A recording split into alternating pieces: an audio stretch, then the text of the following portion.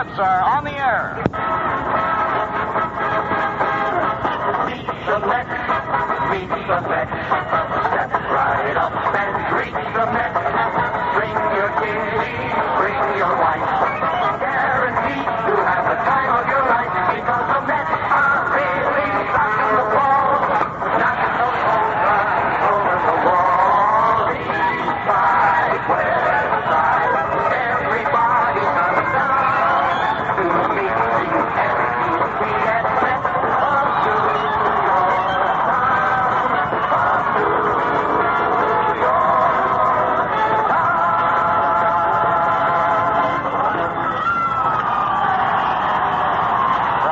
Stadium, the New York Mets are on the air.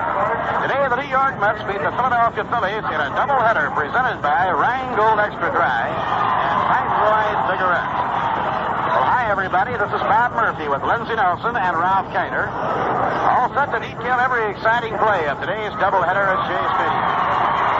We hope you have a good supply of Rheingold Extra Dry on hand wherever you're listening along the Rheingold beach. Rheingold is as good to your taste as it is to your thirst because it's brewed extra dry. Smoother, crisper, livelier. Rheingold after Rheingold. Now we're approaching game time and a good time to light up a Viceroy. Scientifically made to taste the way you'd like a filler cigarette to taste. Not too strong, not too light. Viceroy's got the deep weave filter for the taste that's right.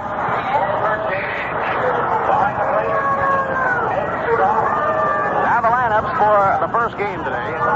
Philadelphia will have center fielder John Briggs batting leadoff. Johnny Hornstein playing first base, hitting second. Johnny Callison in right field, batting third. Ritchie Allen playing third base, hitting cleanup.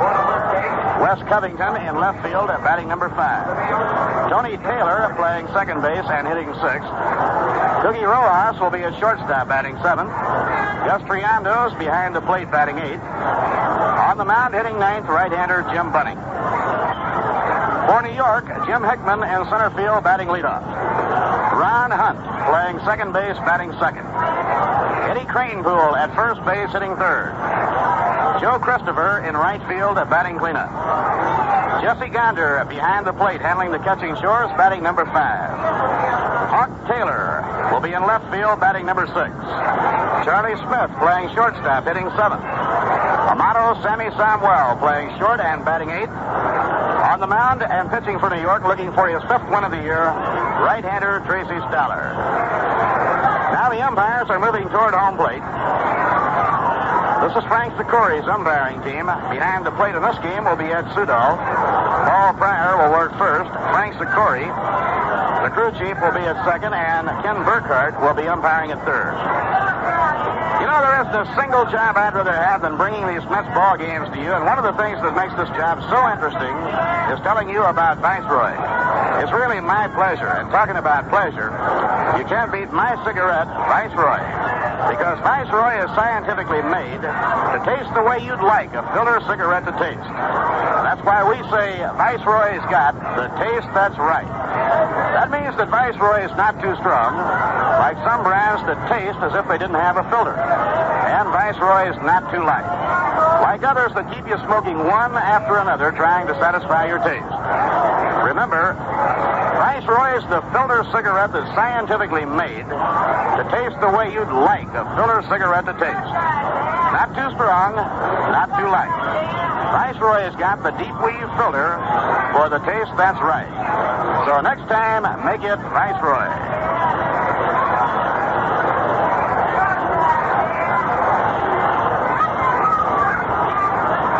Now the home plate meeting and the exchange of the batting order slips. Today's doubleheader winding up a 5-game series the Mets will have tomorrow as an open date.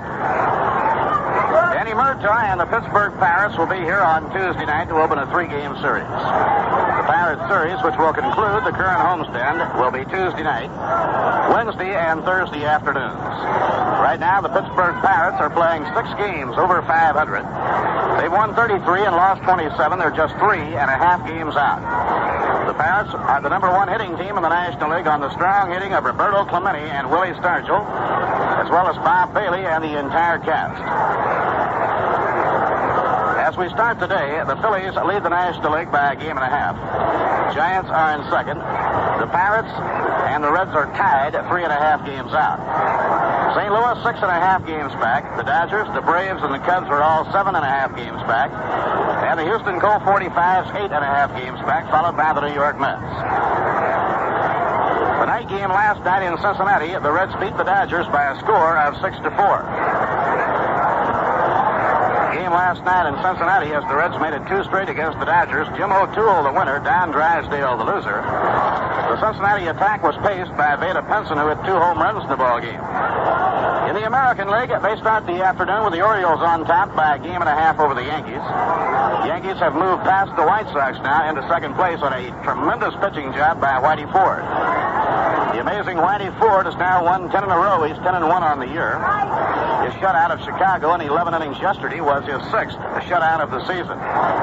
Whitey's all-time winning percentage around 72%, a fantastic figure. Minnesota, 6 games out. Cleveland, 7 back. Then come the Red Sox, 9 back. Followed by Detroit, Los Angeles, Washington, and Kansas City. And the morning papers carried the release of the player's name to the American League All-Star team to oppose the National League All-Stars here at Shaye Stadium on Tuesday afternoon, July 7th. The Yankees placing 3, the Twins placed 3, the Angels and the Orioles each placed 1. Right now, the New York Mets are taking the play. Let's go to the field. Gene Jarvis at the organ plays Meet the Mets. And in just a moment, when Tracy Stalard reaches the pitching mound, Jackie Lee on the public address system here at Shaye Stadium will be asking the crowd to rise. The words will be on the message board on the Stadiorama scoreboard in right center field. And the crowd will be invited to sing along as Gene Jarvis plays our national anthem.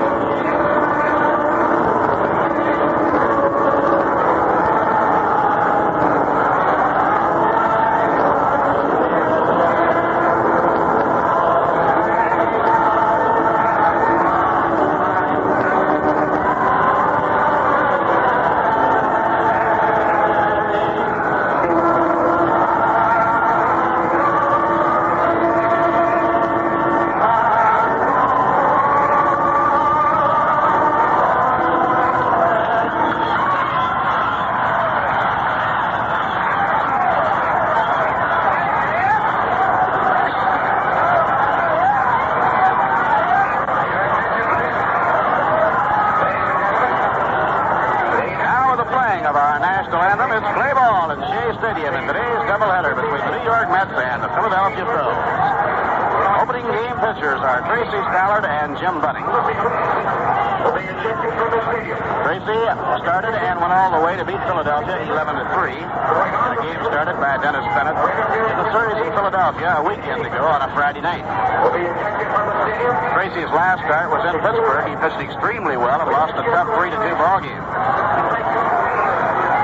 Our game today from Shaye Stadium being beamed around the world on Armed Forces Radio. And to all of you serving our country so well, wherever you may be, from all of us here at Shaye Stadium on this Father's Day, we hope it's a happy and a pleasant day for you, and a very big hello from all of us.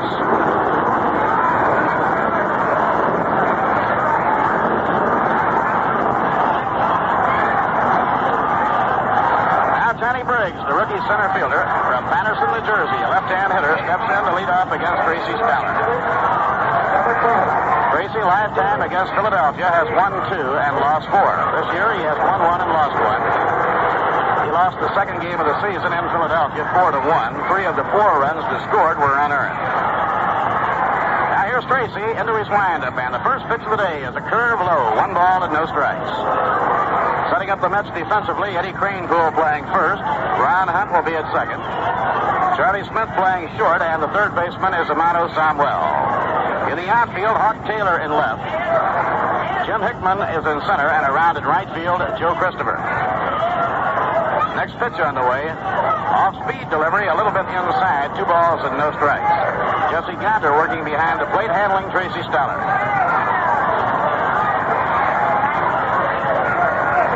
Tracy, in his recent starts, has been given an extra day of rest as the result of bone chips in his elbow. His arm stiffens up after a pitching assignment. Today, with the flurry of doubleheaders, he's trying it on the normal 3 days rest. Actually pitching on the 4th day, and the fastball is over for a called strike. And because Casey does have him starting a day sooner than he normally would.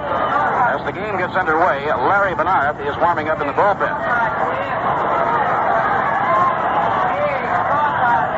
Now the pitch, a fastball low, 3-1.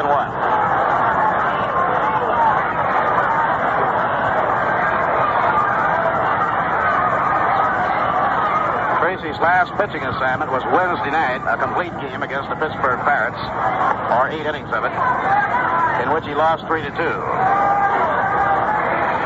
Now the windup. Here's the pitch on the way. Low and inside, and Briggs has drawn a walk leading off the afternoon. Temperature hovering near 90 degrees in the greater New York area as the Mets and the Phillies get going in their big afternoon of baseball. Now the hitter is Johnny Hornstein. Both of the Mets starters a little bit handicapped in today's game. Tracy working on a rest period, a day shy of the usual amount. And Frank Larry, who starts the second game, pulled a leg muscle in his last start against the Phillies. Greatly improved, but still not what he would like for it to be. Now Johnny Hornstein batting. Johnny hitting at 276. Tall, well-proportioned left-hand hitter. Fastball a strike on the inside corner.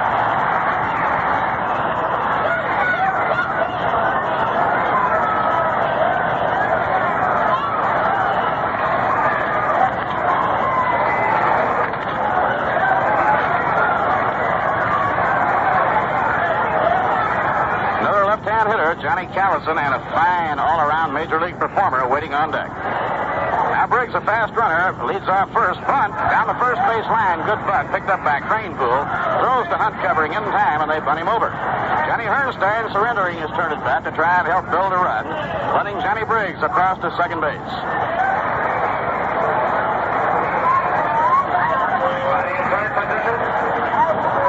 Scoring the game, the play goes 3-4. Eddie Kranepool to Ron Hunt covering at first. Now Johnny Callison comes up. Callison, a 300 hitter with 8 home runs and 33 runs batted in. Johnny Callison and Ritchie Allen are sharing the Philadelphia Phil RBI lead at the moment.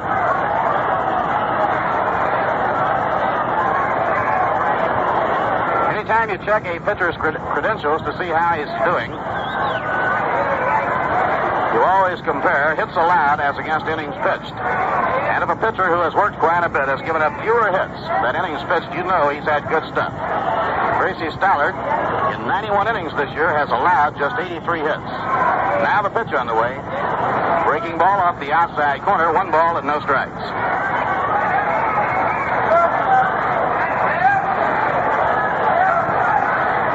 Among the regular starters on the Mets mound staff, Galen Cisco has the best earned run average, 3.5. Then Jack Fisher, followed by Tracy Stalard.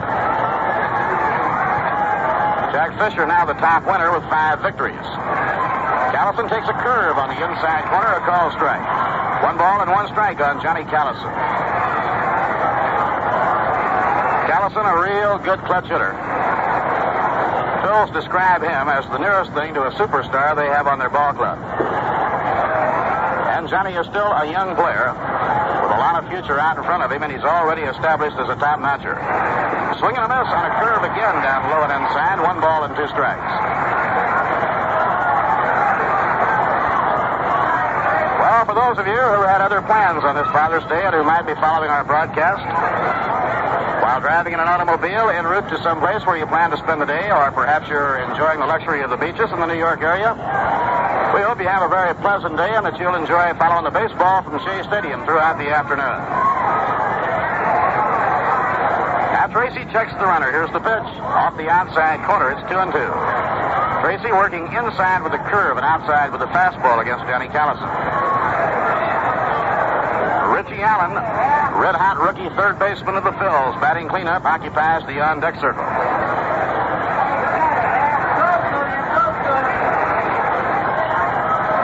Let's have the infield astride to right, the outfield fanned around toward right and rather deep.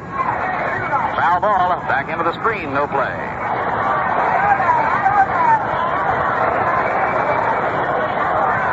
I want to tell you, sitting in the field box areas and in the upper deck area here at Shaye Stadium, you can get about as good a suntan as you can any place in America today.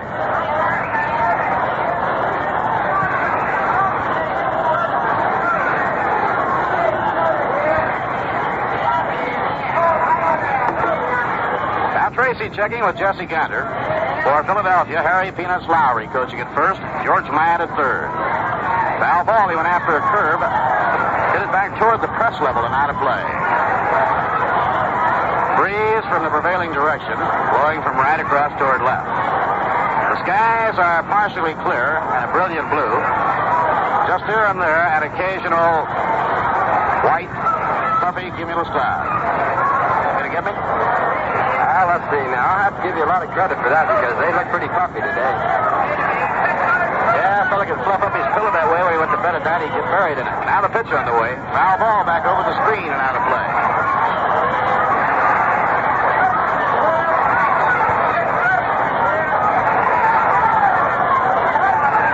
The count remains on Johnny Callison.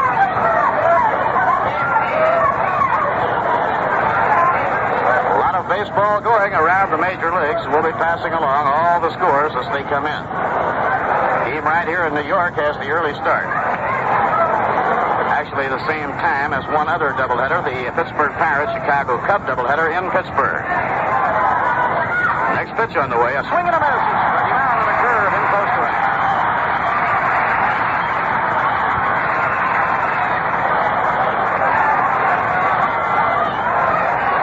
Now there are two away with a runner in scoring position in the opening inning. Batter is Ritchie Allen. Number 15. Ritchie hitting .295 with 13 home runs to top the Philly club and 33 runs batted in.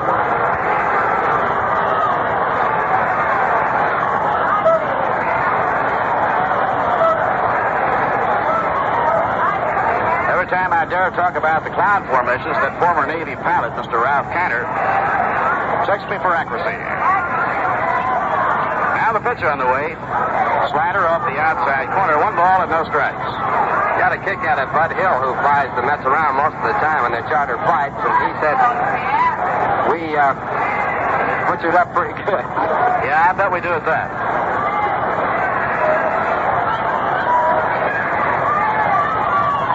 Now Tracy checks the runner at second. Now the pitch on the way. Fastball off the ribs, taken. 2 balls and no strikes.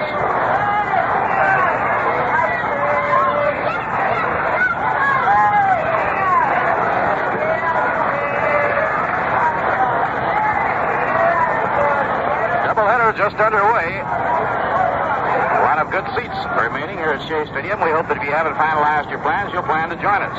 Now the pitch on the way. Smash to short. Base hit going into left field.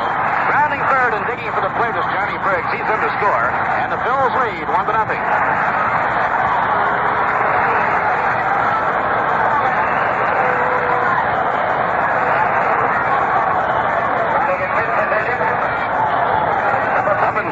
The Mets have held Allen pretty well in check in this series. 4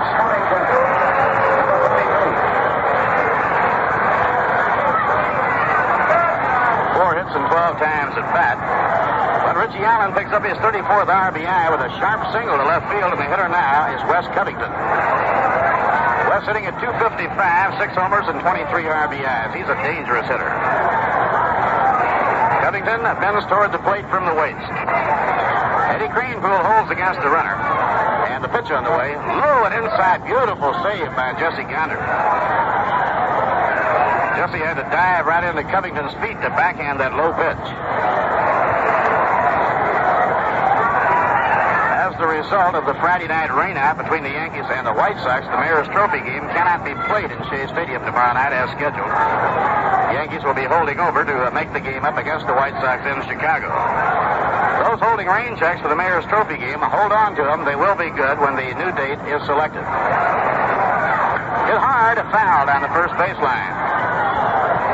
Inside changeup thrown by Stalard, ripped foul by Wes Covington. 1 ball, 1 strike. Mets are hoping that by the end of next week, their casualty list will be greatly reduced. Right now they have shortstop Roy McMillan, George Altman, Frank Thomas, and Timmy Harkness all sidelined. Altman is available for pinch hitting. Rod Keneal is also sidelined. He re-injured his ankle playing yesterday, and I don't think Rod could play at all today. The 1-1 pitch, foul back into the screen. Tim Harkness is working out again. Tim has been on the disabled list after hurting his shoulder crashing into a wall in San Francisco. And on days like this one in particular, when you're up against a sidearm fastballer like a Jim Bunning, you need all the left-hand hitting you can get into that lineup.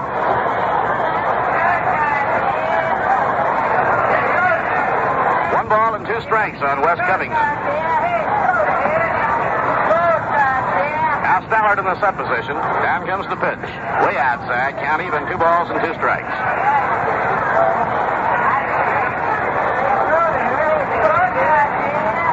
This has been the first red-hot summertime weekend since in May. May and June got a little confused this year. There seemed to be more hot days in May than in June. Maybe it only seemed that way. Now the pitch on the way. A foul ball back over the screen into the lowest level, and then it bounces all the way back down into the field box level.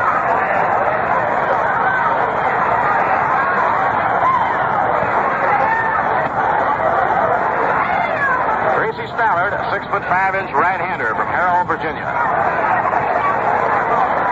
Tracy came to the New York Mets in what has turned out to be one of the best trades they've made in their brief history. There goes the runner. The pitch is hit on the ground hard. Ron Hunt racing for it. Backhand pickup. Throw to first. The side is out.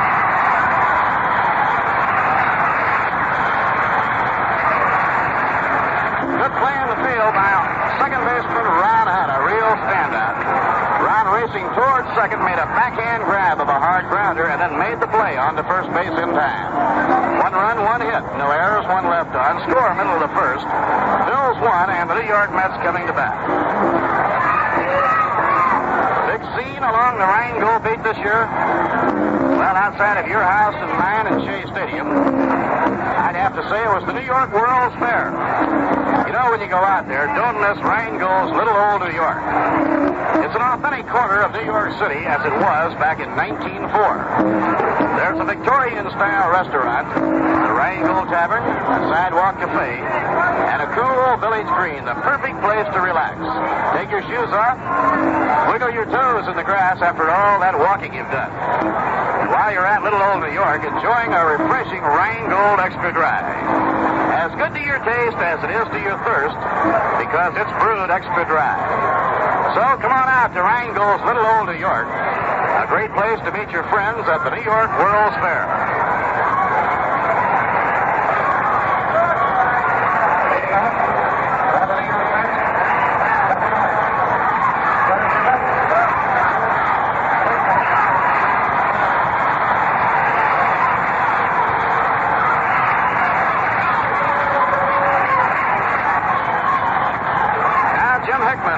For New York against veteran right-hander Jim Bunning.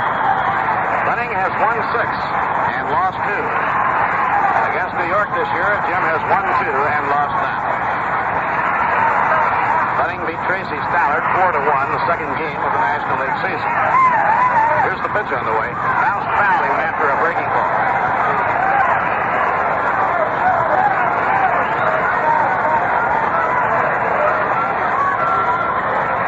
Has won 3 of his last 4 decisions.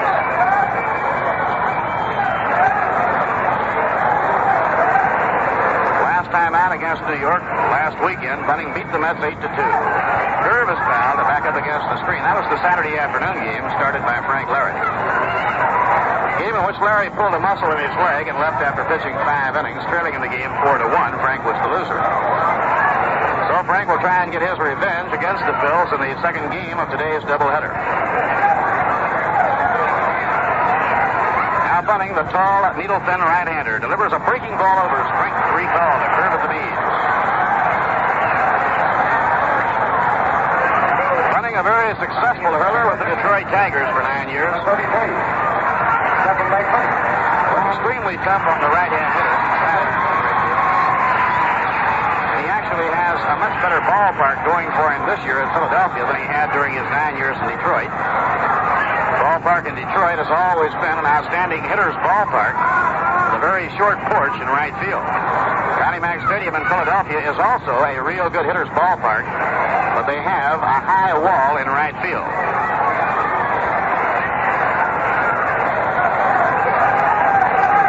Here's the pitch on the way. Fastball to Ron Hunt on the outside corner, called strike 1. Ron batting at .333 with 2 home runs and 19 RBIs. They will release the selections of the National League All-Star team in the Tuesday afternoon papers. Here's the pitch on the way, a grounder on the right side. To his left side is Tony Taylor. He throws on to Hornstein in time for the out. There will certainly be a lot of disappointed Mets fans if Ron Hunt does not make the All-Star club. Ron is out hitting every second baseman in the National League by a wide margin. A tremendous hustler, fine defensive player. He's an all-around ball player in every way. Mets have found themselves in a short span of time an outstanding young second baseman who should have a great future. Inside to Eddie Kranepool, 1 ball and no strikes.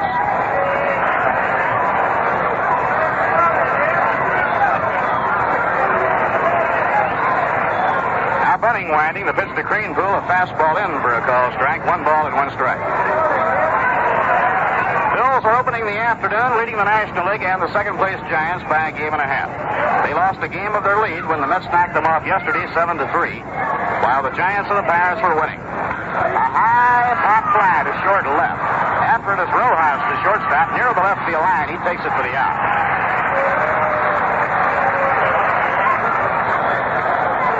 One, 2, 3 inning, a strong start for Jim Bunning, and at the end of 1 the score, the Phillies won and the New York Mets nothing. No game tomorrow, and those of you holding rain checks for the Mayor's Trophy game originally scheduled on the 15th of June, be sure and hold on to them. The Mets and the Yankees will confer and select a new date, and the new date for the benefit game will be announced in the very near future. Danny Murtaugh's Pittsburgh Pirates with Roberto Clemente and Willie Stargell are in town on Tuesday night, Wednesday afternoon, and Thursday afternoon. For those of you unable to attend the Pirates series, we'll be broadcasting all 3 of the games. We'll be televising Tuesday night and Wednesday afternoon, but on Thursday afternoon, there will be no television. Following the Thursday game, the Mets go on the road. They start their road trip at Milwaukee, go to San Francisco, double back to Houston, then back to the Los Angeles Dodgers, and then return home. When the Mets come home, the next ball game following that Thursday game with the Pirates in Shaye Stadium will be the All-Star game on Tuesday, July 7th. After the All-Star game, the Mets open a homestand against the St. Louis Cardinals.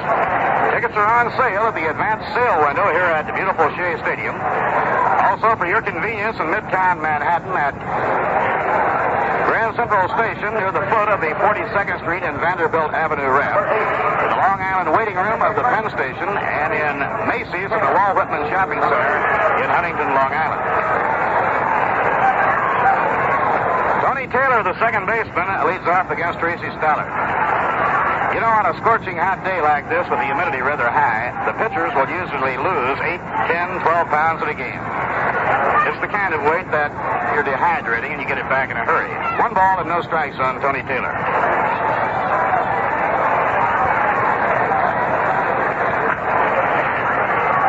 Now Tracy out of his windup, down comes the pitch. Fastball over a strike on the outside corner. During his brilliant career, our broadcasting colleague Ralph Kiner played many a day game in St. Louis in July and August, and the ball players will always tell you that it gets about as hot out there for an afternoon ball game over the weekend as you can imagine. Now the 1-1 pitch, swing and a miss, 1-2. Ralph, did you ever have a big weight drop on a Sunday doubleheader in St. Louis? Well, I many times would lose 7 to 9 pounds in a doubleheader, and also many times in St. Louis it would be so hot, the ground would radiate so much heat that you would come into the dugout and stick your feet, shoes and all, into an ice-cold bucket of water. And it really felt good, I'll bet. Couldn't wait to do it. 1-2 delivery. That'll kind of run your shoe bill up, though, won't it? It sure does. That leather would stretch on out, and you'd slosh around. But, boy, by that time, you were ready to do it. We'd also put grass on the top of our hats in St. Louis. That would help to break the sun coming on through and the heat there. Even count on Tony Taylor at 2 balls and 2 strikes. Here's the pitch on the way. Ground ball tapped foul. Ralph, on a day like that, when you lose that much weight dehydrating, as you sweat so much on a hot day, how long does it take to get that weight back? Well, you get it back by the next day because you drink a lot of water after the game and put it back on. Of course, you take salt pills now, and that helps a lot. And I got a kick out of Ken Venturi in his quote about the fact that he took salt pills in that second 18-hole round, and that kept him going. And for a minute there, he thought the doctor who gave him the pills, he gave him so many, was betting on someone else.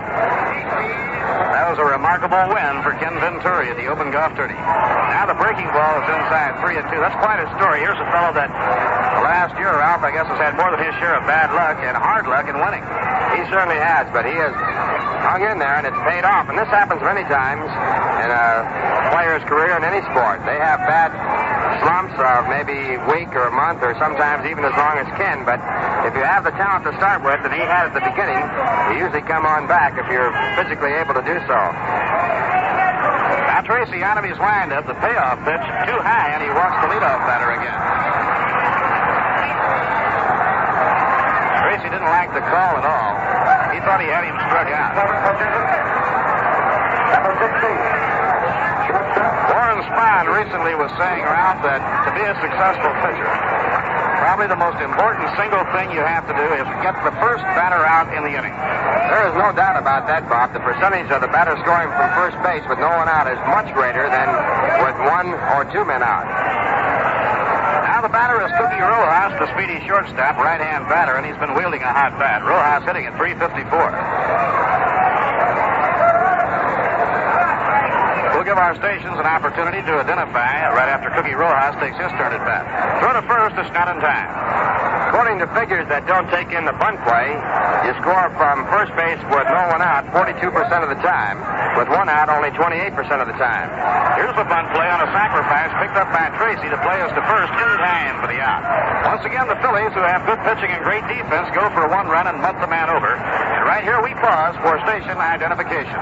This is the New York Mets Baseball Network. 810 on the dial, this is WGY Schenectady, your station for all New York Mets baseball games.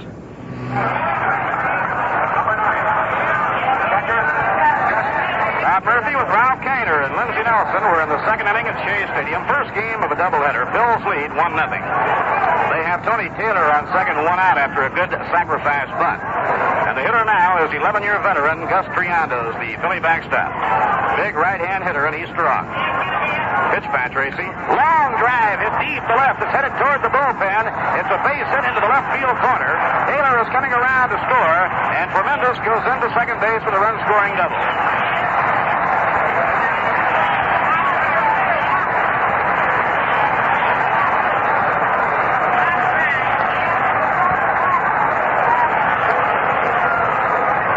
During his big years with the Baltimore Orioles, Bird fans in Baltimore always like to refer to Gus Triandos as Gus Tremendous. Line double into the left field corner, putting Philadelphia in front 2-0. Now the hitter is Jim Bunning. Bunning, right-hand batter. Here's the pitch on the way. Fastball over, strike 1 call.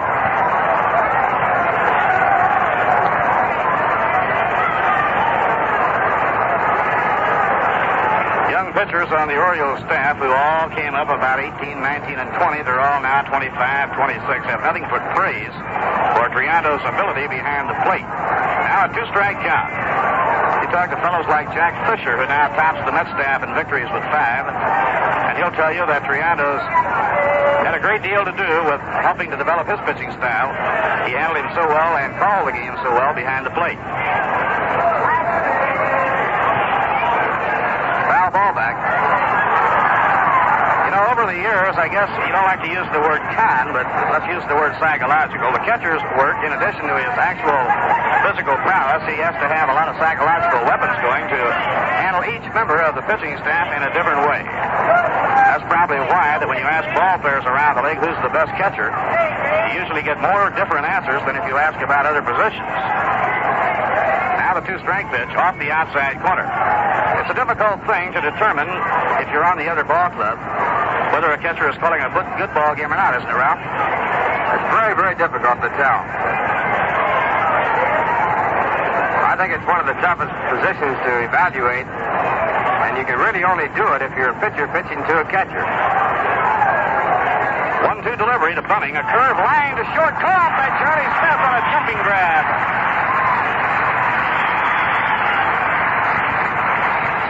Hard line drive, and Charlie left the ground to go up and take it over his head. 2 men down.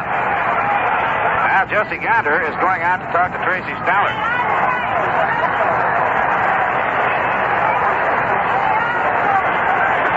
Rookie center fielder Johnny Briggs, the leadoff batter for Philadelphia, coming on now for his second time at bat.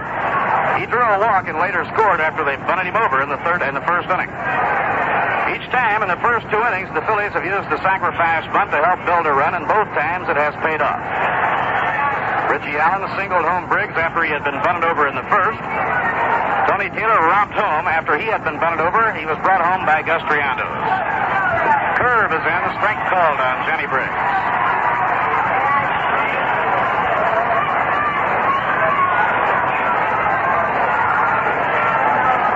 Young speedster from Patterson, New Jersey, has good size. He's strong, and they play him around toward right. He's had only 1 year in pro ball, and that was a big year at Bakersfield, California last season. Now the pitch on the way. In the third, it gets away from Jesse Gander. Moving on to third goes Gus Triandos. Ball was interfered with, I believe, by the ball boy back over by the dugout, and that brings the Phillies to their feet. Came down off the coaching lines at third asking about the ground rule. The ball was definitely handled for a moment by the ball boy sitting right at the corner of the dugout. One thing I know, Gus Triandos, the base runner, there wasn't any way he was going to try and score. Big Gus is one of the slowest guys in the game.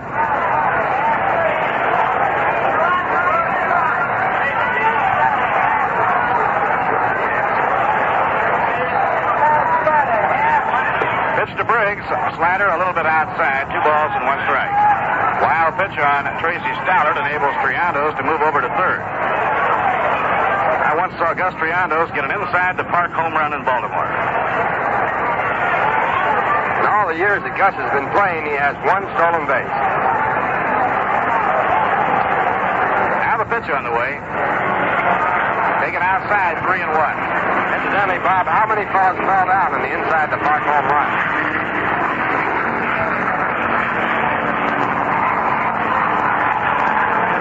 Big airliner to pass overhead. Sometimes they get just a little bit tough to compete with because, as you know, Shaye Stadium's right in the hub of all forms of transportation. Towering pop-up down the first baseline. Eddie Cranepool comes up the line. He's under it. And Eddie takes it from side to side. 1 run, 1 hit, no errors, 1 left on. At the end of an inning and a half, Phillies 2 and the New York Mets nothing. Now here's music to stamp out first by.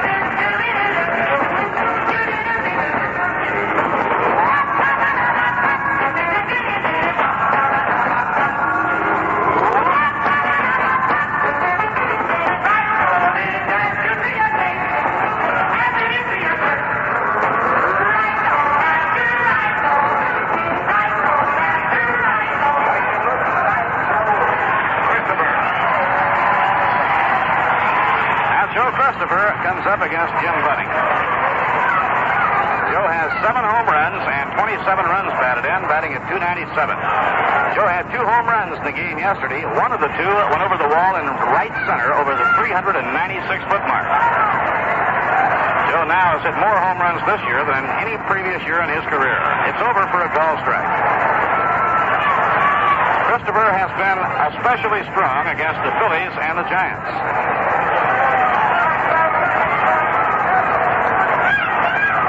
Now Jim Bunning looking in to Gus Triandos for his sign. Jesse Gander is the on-deck hitter, and then Hawk Taylor. Hawk Taylor had a day to remember here in the Shaye Stadium yesterday. 2 singles and 2 home runs, each with a man on. Curve taken high. 1 ball, 1 strike.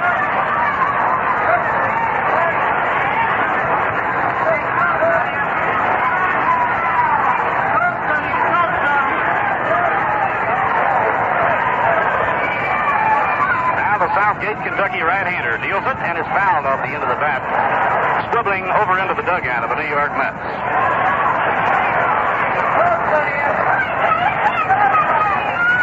First game of the doubleheader today is game 66 for New York. Almost before you know it, it'll be the midpoint of the baseball season. Tradition says the teams leading the league on the 4th of July will go on to win the pennant. The 1-2 delivery, high, 2-2. Naturally, it doesn't always work out that way.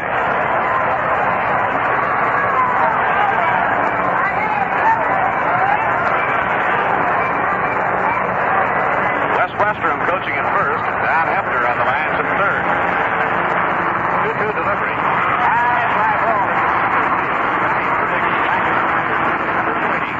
Puts it away for the out.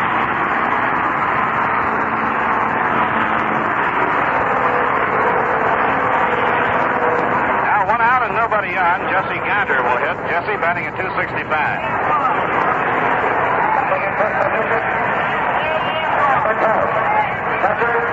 Jesse Gander.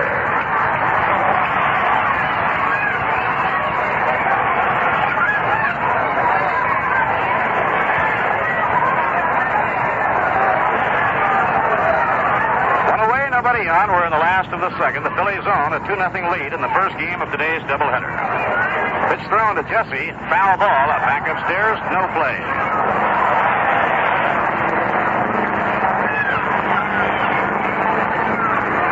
Mets have had only 3 rainouts all year, aside from the Mayor's Trophy game.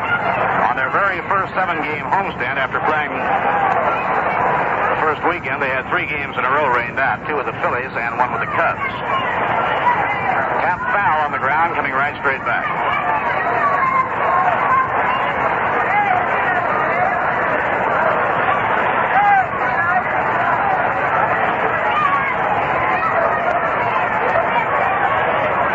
Now Jim Bunning, 6-2 on the year and 2-0 against New York, has a 2-strike count on left-hand batter Jesse Gander. Change up, and it's popped up. Oh, a beautiful change up. In foul ground, Triandos is under it and makes the grab near the on-deck circle.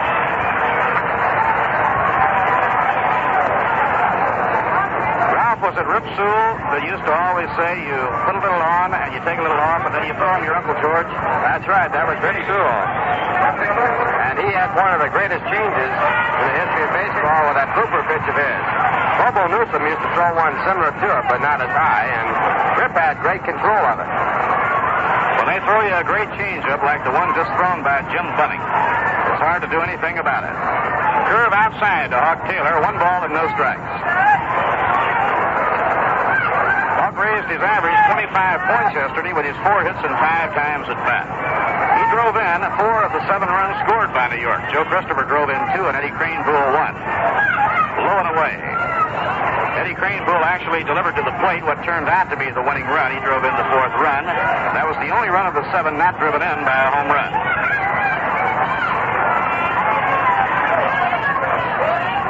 Now Bunning over the head. Down comes the pitch. High fly ball into right field. Johnny Callison walks in, 3 steps, and takes it for the out.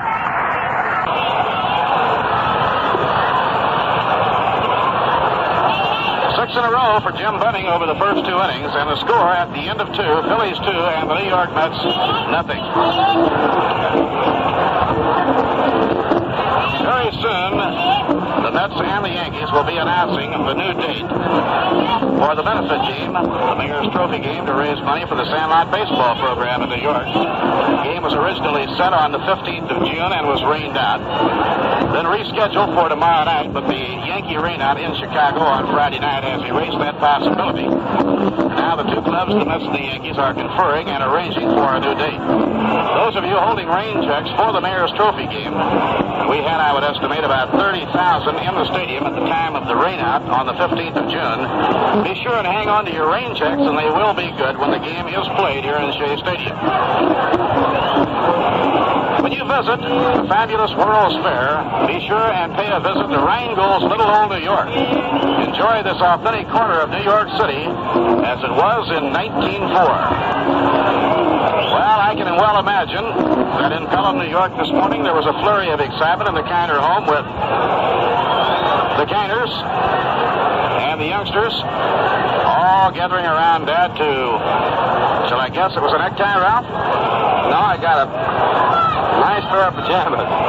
Hey, that's great. I saw Mike and Scotty at the game today. Ralph has two boys, Mike and Scotty, and a wonderful little girl named Casey. Well, I don't know how it worked out, but I brought the boys to the ball game. It should have been the other way around. Well, they knew you could get in on a pass. Well, we're moving now to the top of the third. The first pitch by Tracy Stalard is inside to John Hornstein. It's ball one. Hornstein had to jump away. Tracy has walked the first man he has pitched to in each of the first two innings, and with one base hit in each inning, the Phillies lead 2-0. Both times G. Mock has sacrificed the runner down to second, and both times the runner scored. There's a drive deep to right, but it's curving foul, and this one is really up in the stand. That's the longest foul ball ever hit in this ballpark, and it was caught out in the third deck by a man about 15 rows up, and he caught it with his bare hand. Oh, he was... The guy caught it barehanded. He was playing perfect position on that one. The ball fouled by about 20 feet and caught there very easily. That ball up in the third deck of the park here, the longest foul ball hit in the ballpark so far. So Tracy has a 1-1 strike count. Phillies lead 2-0, and Stallard back again. A change-up curve is on the inside corner. So the count now in favor of Tracy Stallard, 1 ball, 2 strikes. After Ernst, the batter will be John Callison, followed by Ritchie Allen. Allen has driven in a run. Another run driven in by Gus Triandos, the catcher. Now Stallard at 1-2, and the pitch is swung on and missed. A curveball dug out of the dirt. The tag made by Jesse Gonder, and John Hornstein is struck out. Second strikeout for Tracy Stallard. 1 out here in the top of the third, and the batter will be Johnny Callison. John was the first strikeout victim, picked up by Tracy Stallard. That strikeout came in the first inning. Callison, a left-hand batter.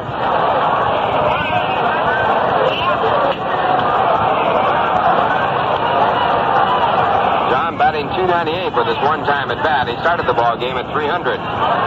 And the first pitch is a good curve in there for a strike.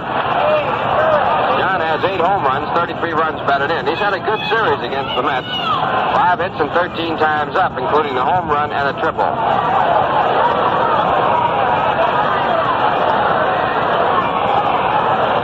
Now Stallard back again. And again a curve. This one dug out of the dirt inside.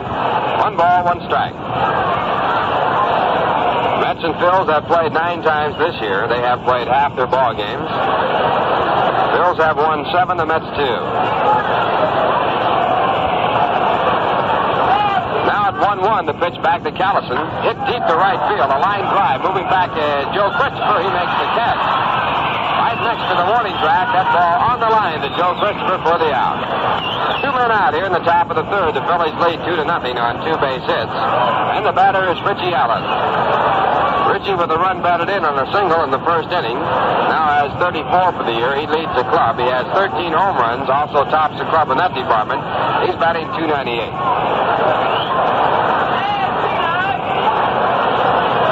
Allen with 5 hits and 13 times up in the series. And the first pitch is a curveball as Tracy misses outside. 1 ball, no strikes. Phillies lead the National League by 1.5 games. They have won 36 and lost 23. 1-0 delivery, a fastball too low. It's ball 2. 2 balls and no strikes. San San Francisco Giants in second place, game and a half back.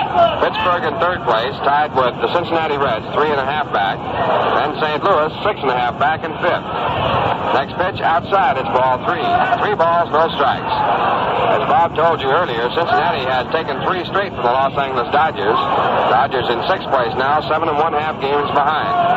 They're tied with Milwaukee and Chicago. Next pitch back is outside, ball 4. So Tracy Stalard on 4 pitches walks Ritchie Allen. And Tracy now has given up a walk in the first 3 innings. 1 in the first, that run scored. 1 in the second, that run scored. And now a man at first base with 2 men out, and Wes Covington coming up. Wes was out on a good play by Ron Hunt at second base. Ron right now testing against the sun, as the sun comes out more brightly here at Shaye Stadium. The Phillies lead 2-0, 2 men out, top of the third.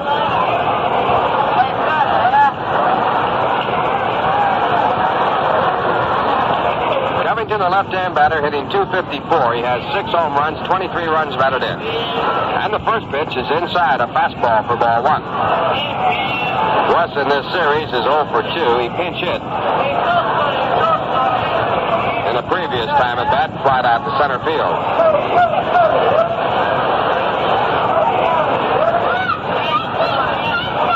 One ball, no strikes. Allen being held on at first base by Ed Kranepool. Now Stallard back again. A curveball lined to right field. Joe Christopher moving over by the foul line, and he one-hands it to make the play. Joe Christopher, a one-hand catch right at the foul line in fair territory to retire the side. 2 good plays by Joe in the outfield. In the inning, no runs, no hits, no errors, a walk, a man left on base, and the score at the end of 2.5. The Phillies 2, and that's nothing. And now here's Bob. You know, the real knowledgeable hitter, the fellow who is quite a student of the game, quite naturally will be very careful in selecting his bat. He'll try the feel and the swing of all the different models and all the different sizes and pick out the one that's right for him. Same thing goes for filter cigarettes. Look them all over and you'll hit on Viceroy. Because Viceroy is scientifically made to taste the way you'd like a filter cigarette to taste.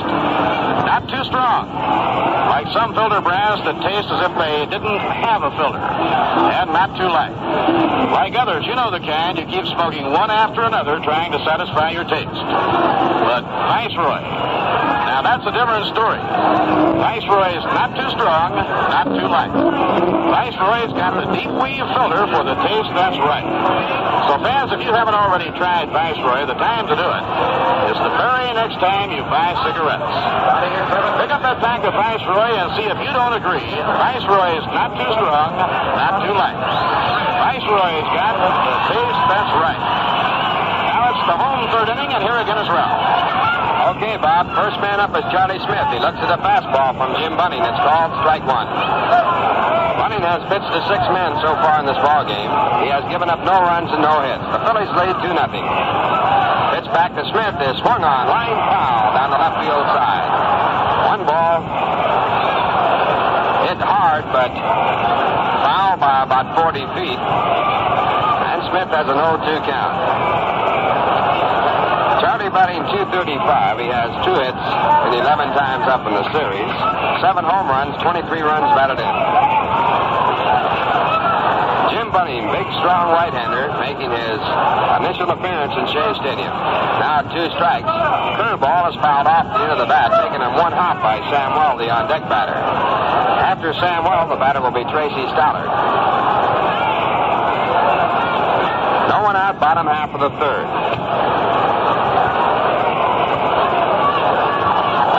Bunning with a record of 6 wins and 2 losses, now back again. And he misses with a fastball outside. It's ball 1.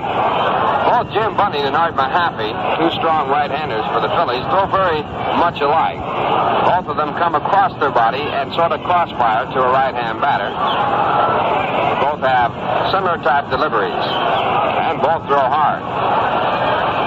1 ball, 2 strikes. The pitch back swung on a miss, strike 3. And Bunning picks up his second strikeout. He had Jim Hickman as his first batter in the first.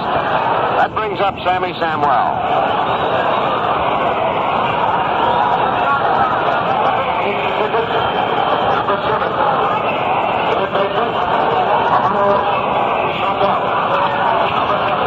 Samwell batting .1 178. 3 for 9 in the series. He has no home runs, 4 runs batted in. Phillies lead 2-0. They have 2 runs on 2 hits. The Mets have no runs and no hits. First pitch to Samuel. Looked at a fastball. It's in there for a strike. Phillies with John Hornstein at first base, Tony Taylor at second base, Cookie Rojas at short, and Ritchie Allen at third. Pitch back, sort of looped out to short, taken in the air by the shortstop Rojas for the out. Looping line drive that was sinking very quickly. Rojas made the catch right off his shoe tops. Now with 2 men down, the batter will be Tracy Stalard. Tracy, the 9th man to bat against Jim Bunning. Jim has retired the first 8.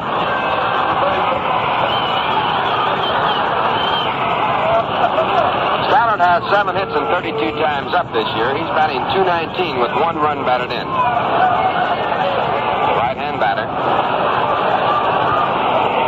And the first pitch is hit in the air into left field, high in the air, moving over is Wes Covington by the foul line. Now he waits, and he makes the catch to retire the side. So Jim Bunning has worked through 9 in a row in 3 innings for the Philadelphia Phillies.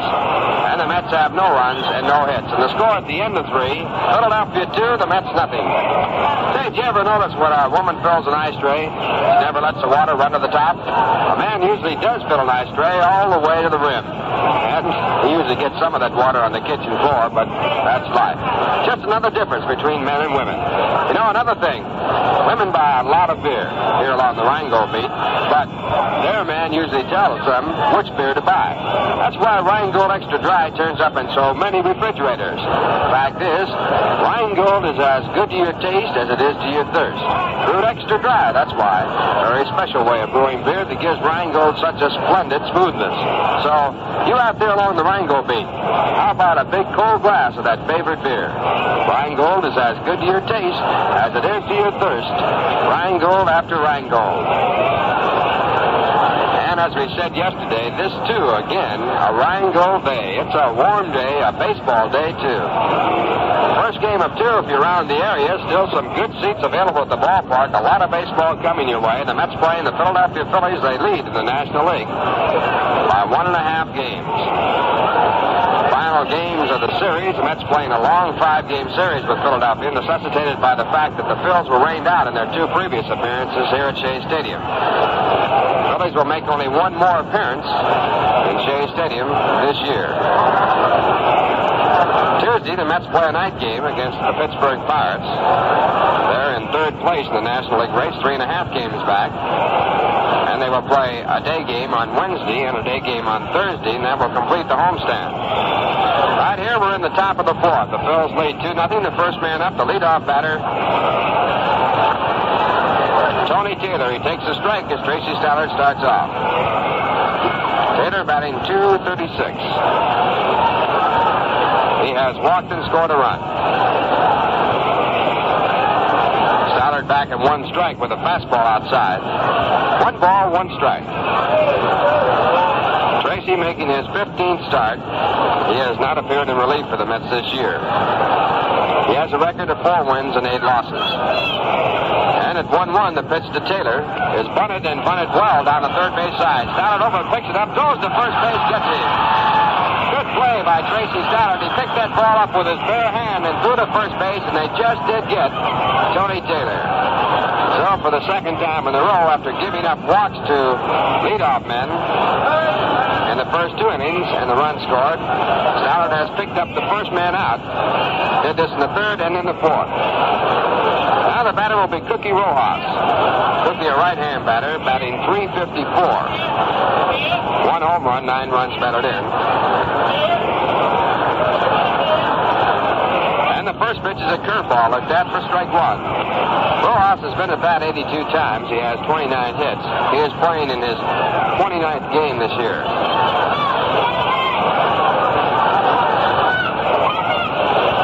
Stalard at 1 strike. Again with the curve, it bounces in the dirt, goes back to the screen. The count 1 ball, 1 strike, and we pause now for station identification. This is the New York Mets Baseball Network. 8:10 on the dial. This is WGY Schenectady, your station for all New York Mets baseball games.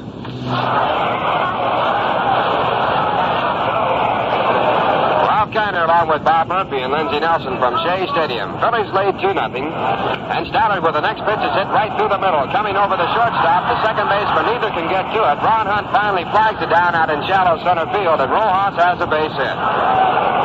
So Rojas, who has been a red-hot batter for the Phils, picks up one right through the middle. 3 players flagged at it. The ball wasn't hit very hard. Stalard made one pass. Charlie Smith then tried it. He couldn't catch up with it.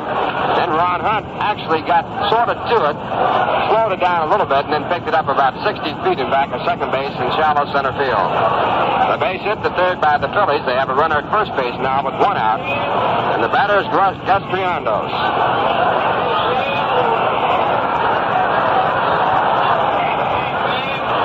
The first pitch is swung on, a hard swing by Gus for strike 1. Triandos doubled his first time up to drive in the second run of the game for the Phils. His 1-for-1 giving him a .262 batting average. He has 1 home run and 10 runs batted in. The pitch back is a fastball inside, moving Triandos away from the plate. 1 ball, 1 strike.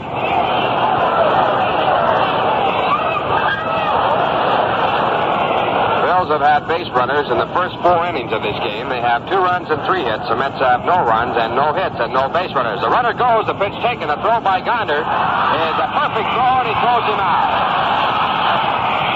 Play made by Ron Hunt at second base, and Jesse Gonder gunned that ball down there as Rojas had a big jump, and it took a perfect throw to get the man.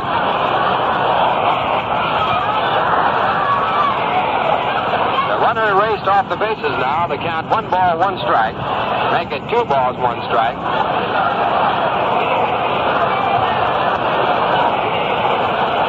2 men out, top of the 4th.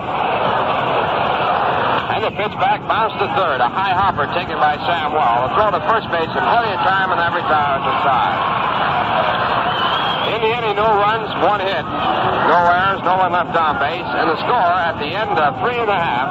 The Phillies 2, the Mets nothing. Here's some weekend enjoyment music.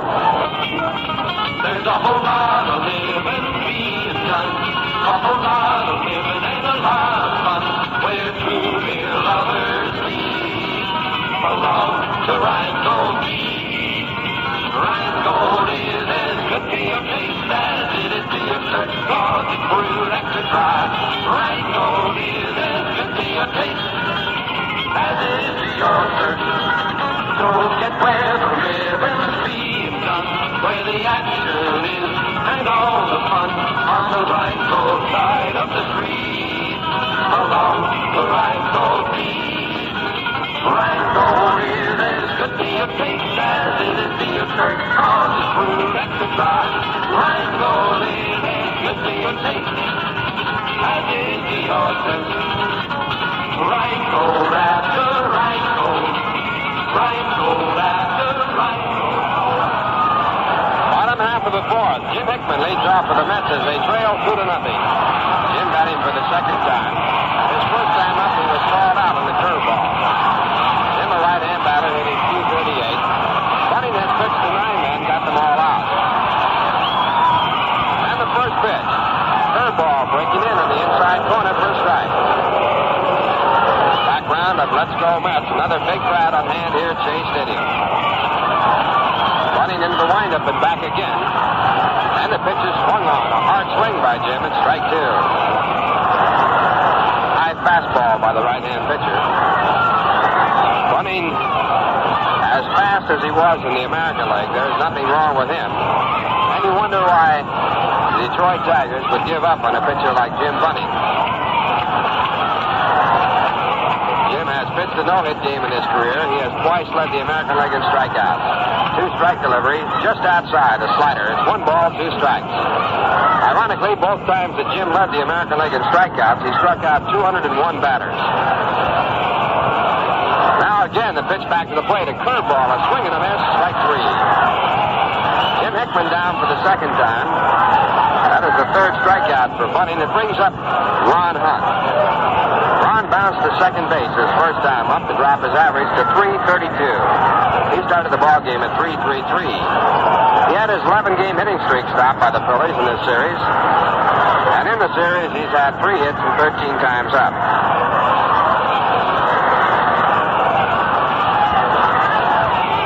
Johnny Taylor talking with second base umpire Frank Sikori. Bunning takes a look around. Taylor says, okay, let's go. And Ron Hunt steps in. Ron with 2 home runs, 19 runs batted in. Phillies lead 2-0. Here's the pitch to Ron. Slider outside off the glove of Gus Triandos. It's ball 1.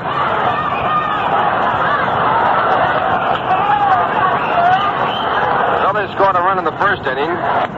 Added 1 more in the second. They have 2 runs on 3 hits. The Mets have no runs and no hits.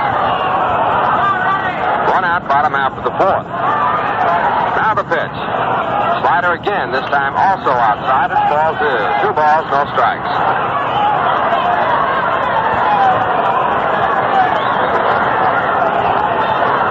Bunning, 32 years of age. He started pitching in 1950 in professional baseball. His first year in the major leagues, 1955. 2-0 delivery to Ron Hunt. Swung on and missed it. Strike 1. Bunning in the American League won 118 games, lost 87. He had 16 shutouts.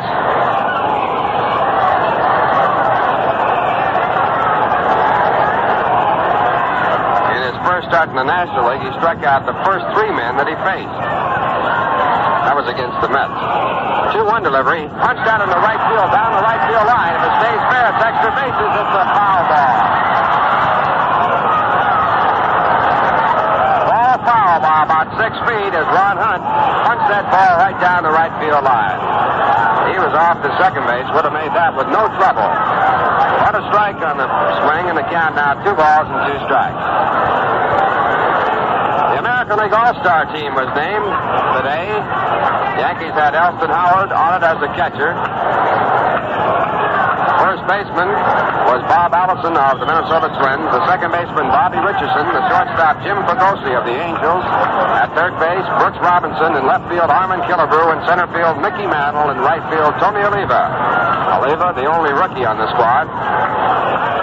And Tuesday, they'll announce the National League All-Star team, and we're looking forward to seeing whether Ron Hunt will be selected by his opposing players.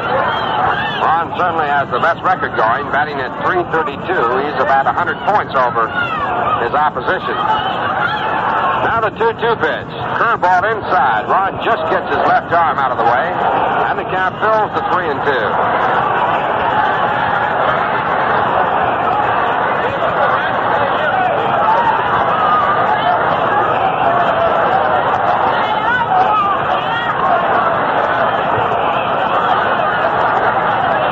For a long time, there was a long argument about who was the best third baseman in the American League, Brooks Robinson, Malzone, or Cleve Boyer. This year, Boyer solved one problem. He's hitting right down around 150. There's a swing and a miss. He struck him out on a breaking pitch. 2 in a row for Jim Bunning. He now has a total of 4 strikeouts, and with 2 out here in the bottom half of the 4th, the batter is Eddie Kranepool. Ed popped up to the shortstop. His first time up. He's batting .258. Pretty hard to judge from a standpoint of fielding who is the better or the best of the 3. Malzone, Robinson, and Boyer. The only decision left on the batting average. First pitch to Kranepool. It's inside for ball 1. I know Bob Murphy saw a lot of Brooks Robinson when he broadcast the Baltimore ball games, and I would say that Bob would select Brooks Robinson over the 3. Yes, I would, Ralph. I also saw a lot of Malzone. Next pitch, a hard swing and a foul tip for strike 2. That's right, he was there when you broadcast for Boston, wasn't he? He sure was. He broke in when I was there, Ralph, and up until I had a chance to see Brooks Robinson day in and day out, I probably would have said Malzone, but as you've always said, you have to see a player every day to really appreciate him. And Brooks Robinson, to me, is the best scrambler I've ever seen in baseball among the infielders. He just makes play after play. Next pitch is popped up. Catcher Gus Triandos in front of home plate, calling for it.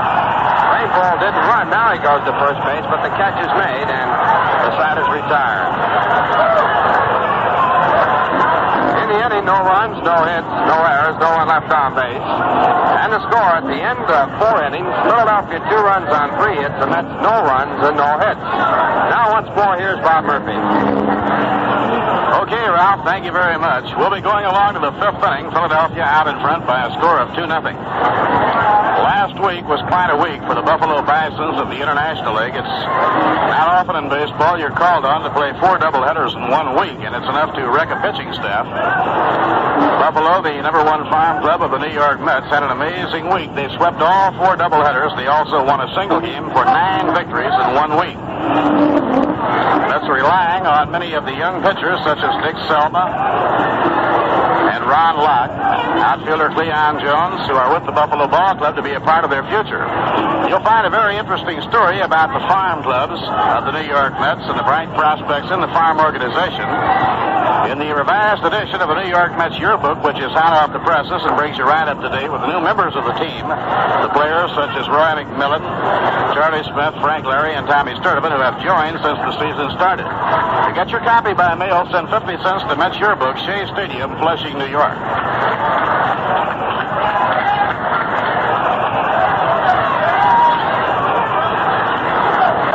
Now Jim Bunning is the hitter in the top of the 5th inning.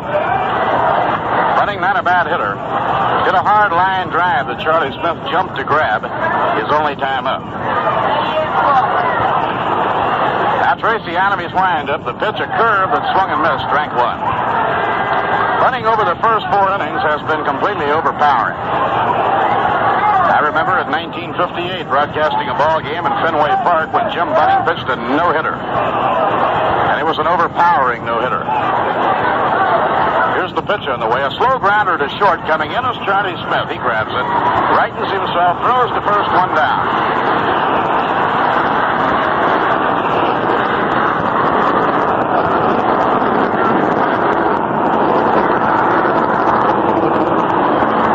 One away and nobody on. Now the top of the batting order. Johnny Briggs remaining in the dugout as long as he can to give Jim Bunning a chance to catch his breath on this stifling hot day. Trina waiting with a towel in the dugout to fan and try and cool off Jim Bunning when he comes down to take his seat.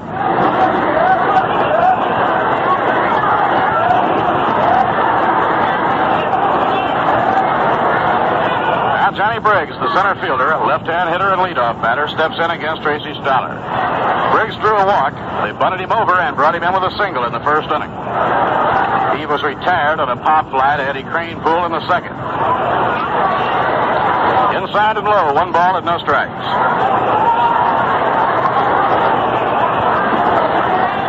Johnny Briggs had not started a ball game in his major league career, and he's a rookie, until the Mets were in Philadelphia last weekend. He's had 7 hits altogether and 6 of the 7 against New York. But most of the games that he has played in have been against the Mets. Curve over, strike 2 call. He looks like a real good rookie ball player.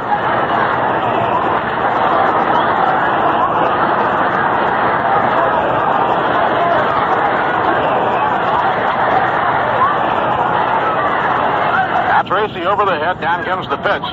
Slow ground ball down the first base line. Gonder after, throws in time.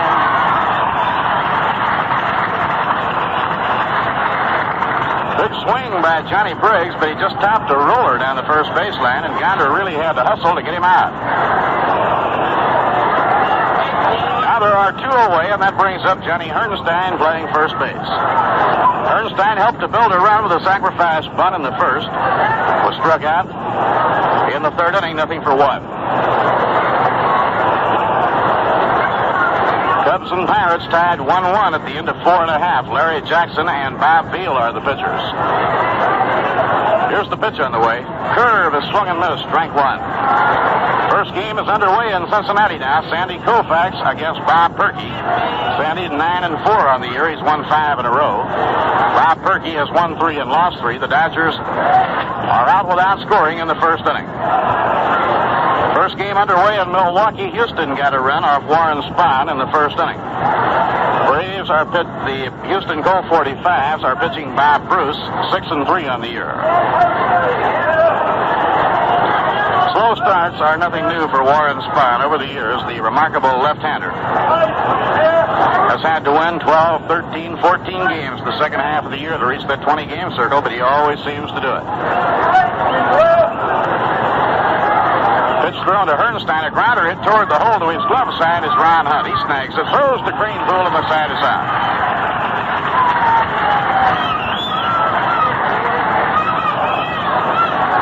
Three up and three down for the Phils, and we've come halfway. At the end of 4.5 innings, the score, Phillies 2 and the New York Mets nothing. Well, we were digging deep into the Rheingold record book for this one. The all-time Major League record for base hits by a player in one ball game, 9 by Cleveland's Johnny Burnett in 1932. Good to know, I guess, in case somebody asks you, but I suppose you could have gotten along without that bit of information, even if you love baseball. But if you love beer, well, here's a fact you have to know. Rheingold is as good to your taste as it is to your thirst because it's brewed extra dry. As a matter of fact, that's all you need to know about beer if you live anywhere along the Rheingold beat. Because there's always Rheingold extra dry near.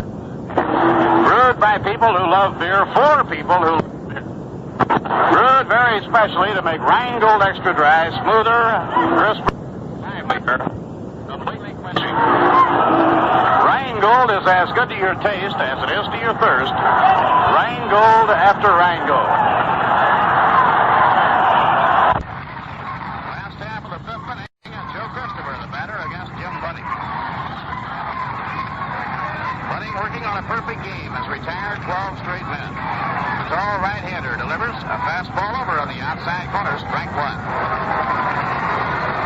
Through the first 4 innings, Jim Bunning has had great stuff and pinpoint control. Nearest thing to a base hit by New York, a liner hit by Somwell and a ball to the right field corner off Hunt's bat that went foul by a couple of yards. Next pitch on the way, breaking ball over for a foul strike, strike 2.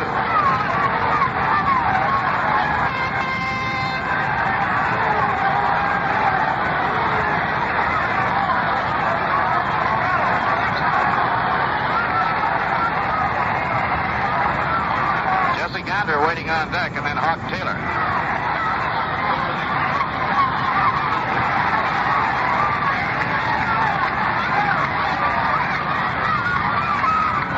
Now here's the wind-up pitch on the way. High pop up out behind the mound. Coming in is the shortstop, could be Rojas. He has it on the grass in behind the mound.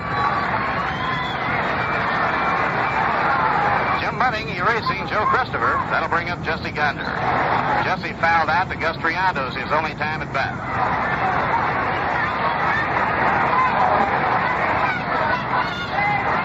As I recall, in 1958 at Fenway Park when Jim Bunning pitched a no-hitter against the Red Sox. It was such an overpowering no-hit ball game that there wasn't a ball hit real well in the entire game. Jesse Gonder batting, 1 out, nobody on, last half of the 5th inning.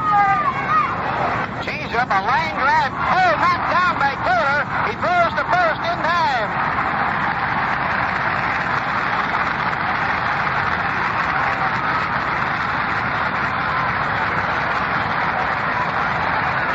Well, we still have a long way to go in this ball game, but if Bunning should pitch a no-hitter, that's the play in the field they'll be talking about. Tony Taylor left his feet, made a head-first dive, knocked the liner down with his glove, then scrambled and had time to throw to first base in time for the out. Phillies are a remarkable defensive ball club. 2 outs and nobody on. The pitch to Hawk Taylor is over a strike on the outside corner. Say, right now, how about a cold glass of Rheingold? It sure would go good. Pour one and enjoy the smooth, crisp liveliness of Rheingold Extra Dry.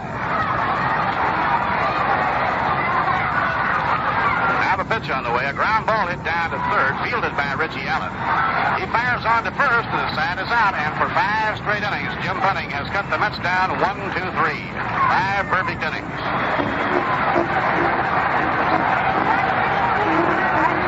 At the end of 5, Philadelphia 2 and New York nothing. Tomorrow, an open date for New York due to the rescheduling of the Mayor's Trophy game. Yankees will remain in Chicago to make up their game that was rained out on Friday night. And Roberto Clemente, Wilbur Stargell, Bob Bailey, and all the cast of the Pittsburgh Pirates are here on Tuesday night for a 3-game series. The Deacon Vern Law, who shut out New York in Pittsburgh, is down to pitch the Tuesday night ballgame. Pirates series Tuesday night, Wednesday, and Thursday will wind up the current homestand. Let's then have a 4-stop road trip that takes them out to the West Coast for the second time this year. The next ball game at Shaye Stadium is the All-Star game on Tuesday, July 7th. Right after the All-Star game, the Mets open a homestand against the St. Louis Cardinals. For those of you unable to attend, the Pirates series will be broadcasting all 3 games. Televising Tuesday night and Wednesday, however, the Thursday game will not be televised. The Phillies have the heart of their batting order coming up. In the top of the 6th inning, the number 3 hitter, Johnny Callison, will lead off. Callison has struck out and lined to right. Phillies 2 runs, 3 hits, no errors. New York, no runs, no hits, no errors. Tries to bunt his way on at foul ball, strike 1.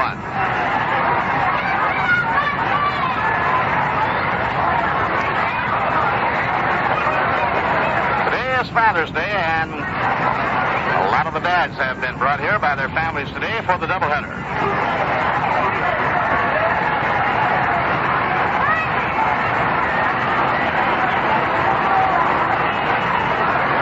Now the pitch on the way. Inside to high. 1 ball and 1 strike.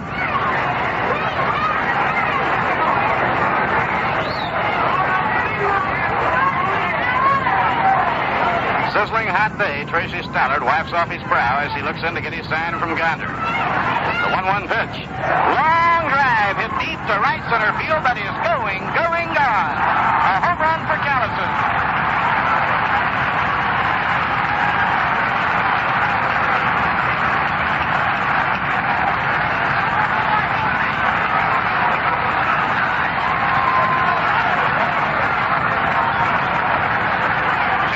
The stellar right fielder of the Phillies gets a home run over the wall in right center.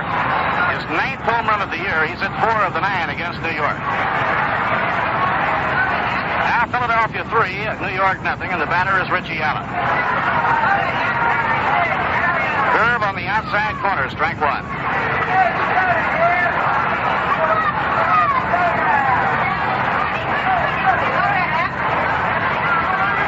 Now have 3 runs on 4 hits. Curve over, strike 2.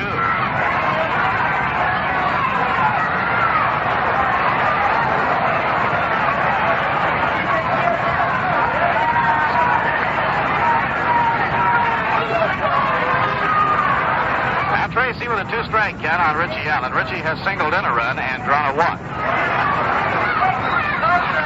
High pop foul. Going over toward the crowd, it's out of play.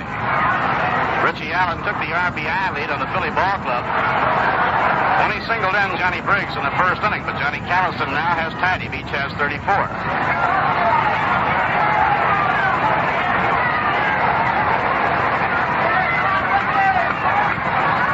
Johnny Callison is red hot now. He's hit 5 home runs in his last 10 ball games.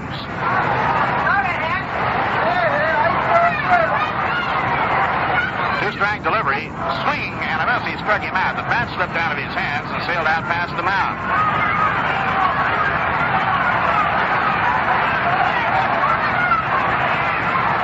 Third strikeout for Tracy Stalard. The hitter coming on is Wes Covington. Covington has grounded out and been retired on a fine catch running to the right field line of a hard-hit line drive made by Joe Christopher.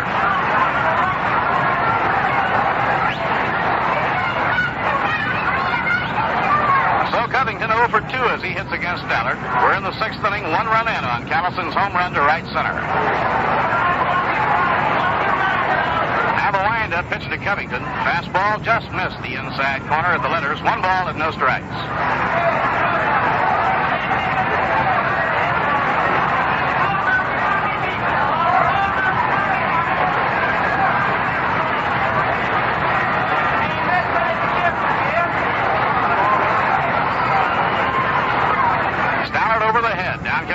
Way inside. Covington looks it over. 2 balls and no strikes.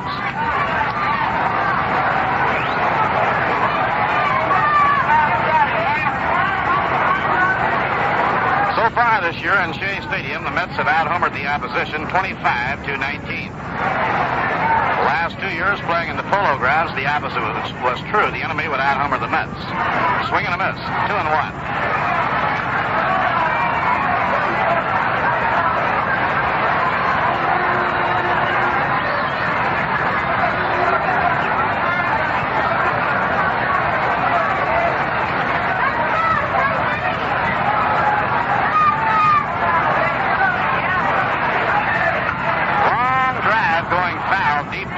Nestle back into the crowd in the load section down the right field line. So it's 2-2 on John Wesley Covington.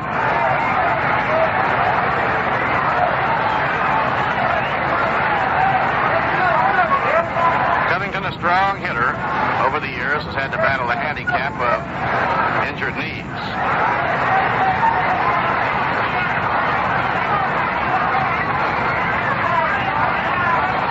One away and nobody on. Stalard delivers 2-2. Fastball down low inside, ball 3, and we have a full count on Covington.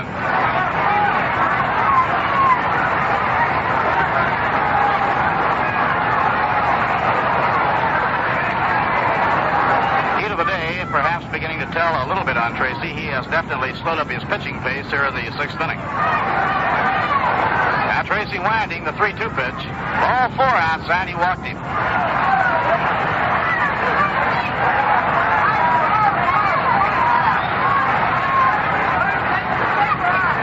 Get a runner for West Covington. It'll be Bobby Wine.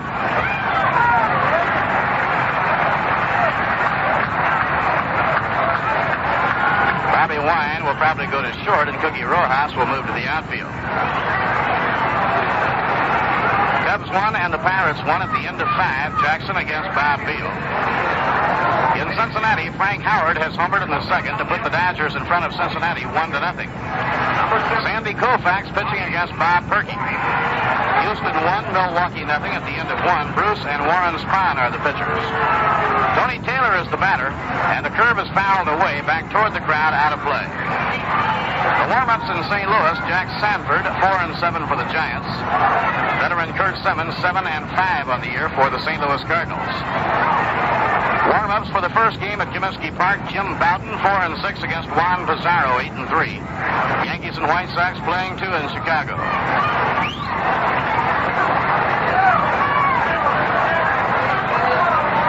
Pitch on the way, a pitch out, nothing was on. In Baltimore, they have found over the years that Saturday doubleheaders will outdraw Sunday doubleheaders, so they played 2 on Saturdays and single games on Sundays. Today, Boston 0, Baltimore 0 at the end of 1. Earl Wilson against Steve Barber. Warm-ups at Minnesota, Dave Wickersham for the Tigers and Dick Stigman for the Minnesota Twins. Fastball inside and high, 2-1 on Tony Taylor.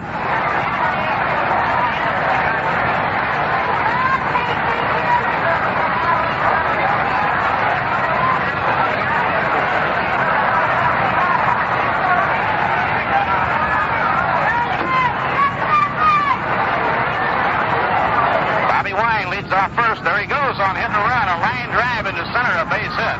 Line around, second is holding there, a throw coming in, he gets back.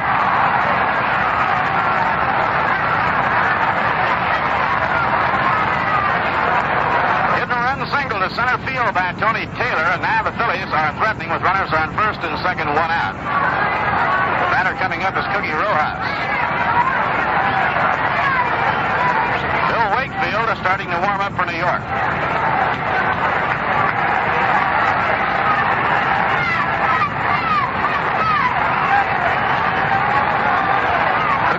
Has sacrificed and single to center, 1 for 1. Cookie hitting .361. Bills have a run in on Callison's home run. They lead 3-0. We're in the top half of the 6th inning. High fly ball into right center. Joe Christopher comes in and angles off to his right. He's there and makes the catch. There are 2 away, and Gus Triandos gets rid of his catching gear, and he'll be coming on to hit. Big Gus doubled in a run in the 2nd inning. Grounded out third to first, his 2nd time at bat. 1 hit and 2 trips.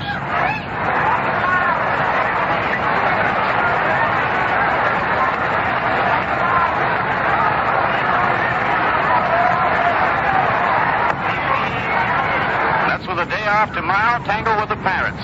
Tuesday night at 8 p.m. at Shaye Stadium.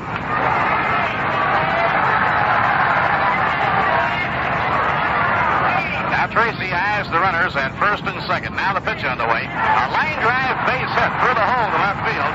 Wine waved around third. He's coming in to score. The throw goes into second, and the Phillies lead 4-0. Briando's delivering his second run of the game. Right here we pause for station identification. This is the New York Mets Baseball Network. 810 on your dial, WGY Schenectady for all the Mets ball games.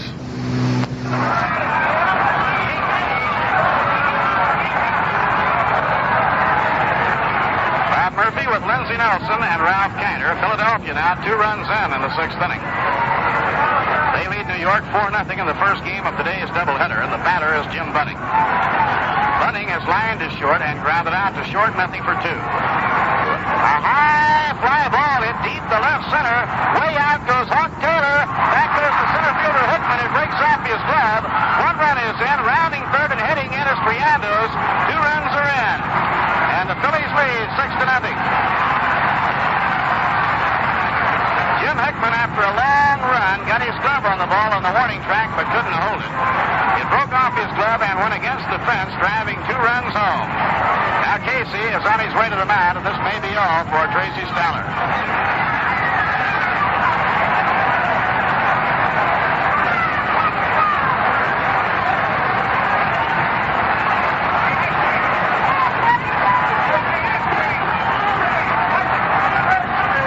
Jim Bunning eating his own cause with a long drive to deep left center, a 2-base hit. Driving 2 runs in and chasing Tracy Stalard from the mound. Phillies now have a 4-run inning in the 6th inning. They lead New York by a score of 6-0. And while Bill Wakefield is coming in to assume the pitching role, we'll check with Lindsey on the scores of the other games. All right, Bob, in the National League, the Chicago Cubs and the Pittsburgh Pirates are playing a doubleheader at Forbes Field, and the first game's in the bottom half of the 6th inning. The Cubs won and the Pirates won. Larry Jackson against Bob Field. In Cincinnati, it's a doubleheader between the Los Angeles Dodgers and the Cincinnati Reds, and the first game is in the top of the 3rd, and the Dodgers are leading by a score of 1-0. Sandy Koufax is going for the Dodgers, looking for his 10th victory of the season, and Bob Perky is the pitcher for the Cincinnati Reds. Frank Howard homered in the 2nd with nobody on for the Dodgers. The Houston Colt 45s are playing a doubleheader in Milwaukee, and the first game's in the bottom of the 2nd inning. Houston 1, Milwaukee nothing. Bob Bruce against Warren Spahn, and just now Joe Torre has homered in the 2nd inning for Milwaukee to make it a 1-1 ball game. San Francisco Giants are in St. Louis. A later start, a single game, Jack Sanford against Kurt Simmons. The American League, the Yankees are in Chicago for a doubleheader against the White Sox. First game, it is Jim Bowden against Juan Pizarro. That one has not yet begun. The Washington Senators are at Kansas City for a doubleheader, a later start. Boston Red Sox are at Baltimore for a single game. They've played an inning and a half, no score. Earl Wilson against Steve Barber, and just now, John Orsino has homered in the 2nd inning for the Baltimore Orioles, so the Birds go out in front 1-0. The Detroit Tigers are at Minnesota in the latest start, Wickersham against Stigman, and Cleveland is at Los Angeles against the Angels. Right here, the Phillies are leading the Mets by a score of 6-0. Tracy Stalard has just come out of the ball game. Bill Wakefield has come on to replace him. He has 2 more warm-up tosses, and then we'll be set to go. In the 2nd game of today's doubleheader, Frank Larry is scheduled to pitch for the Mets, and Rick Wise is scheduled to go for the Philadelphia Phillies.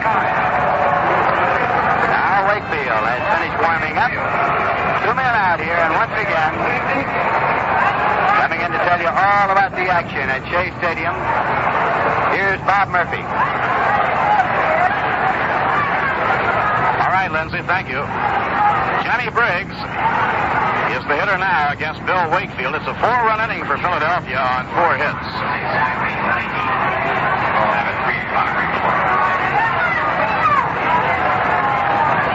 Briggs has drawn a walk, scored a run, otherwise been retired in 2 official trips. Fastball low and outside, 1 ball and no strikes. It's the kind of a day that will wither a pitcher, the temperature at 90 degrees. Jim Hickman almost made the grab on that long drive. He got his glove on it on the warning track, but he was running hard right up against the fence and couldn't hold it. breaking ball in the inside corner, a call strike. 1 ball and 1 strike on Johnny Briggs.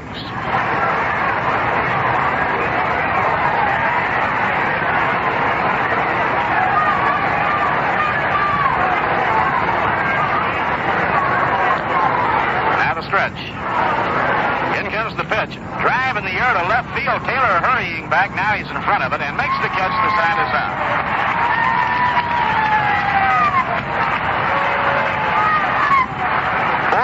4 hits, no errors, 1 left. At the end of 5.5, Philadelphia 6 and the New York Mets nothing. Now here's some cool music to have a tall, cool rain go by.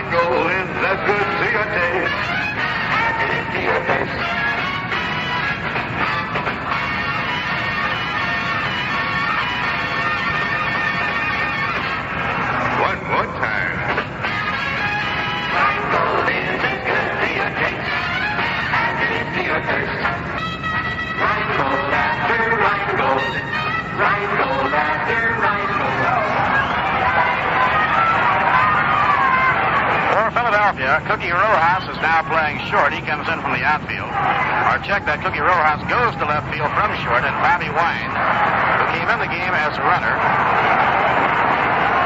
is now playing short. Wes Covington checking out of the game in favor of the bench runner.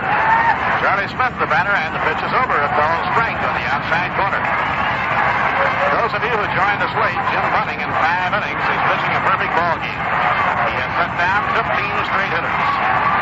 Tall right-hander, a high fly hit the center field is fairly deep. Back goes Briggs. Near the warning track, he makes the catch. Nearest thing to a base hit by New York was a changeup hit by Jesse Gander, a line drive toward the hole, and Tony Taylor made a remarkable diving stop and then threw to first in time to get Gander. 1 away and nobody on. The hitter is Amato Samuel.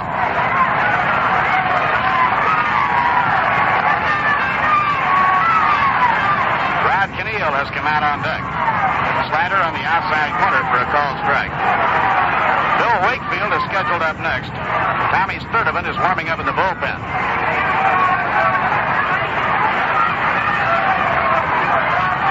High fly ball to short left field. Moving out is Bobby Wine. He's under it now and has it 2 men down. Now Rod Keneal bats for Bill Wakefield.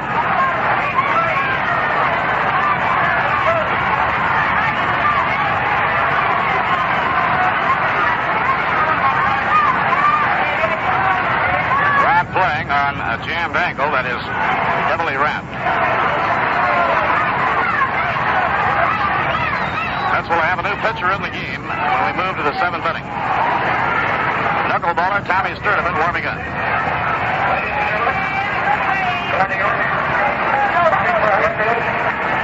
Number 10, Rod Keneal.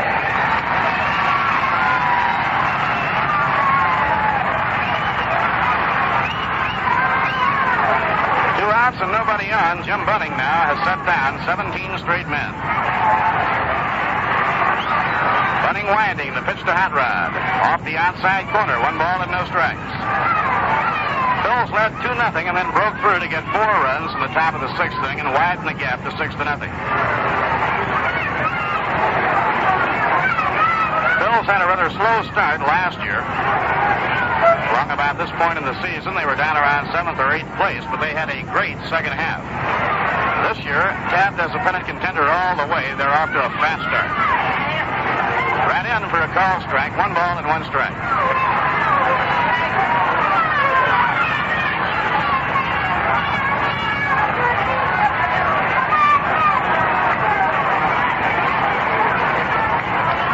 Breeze has completely subsided, not a factor in the game at all.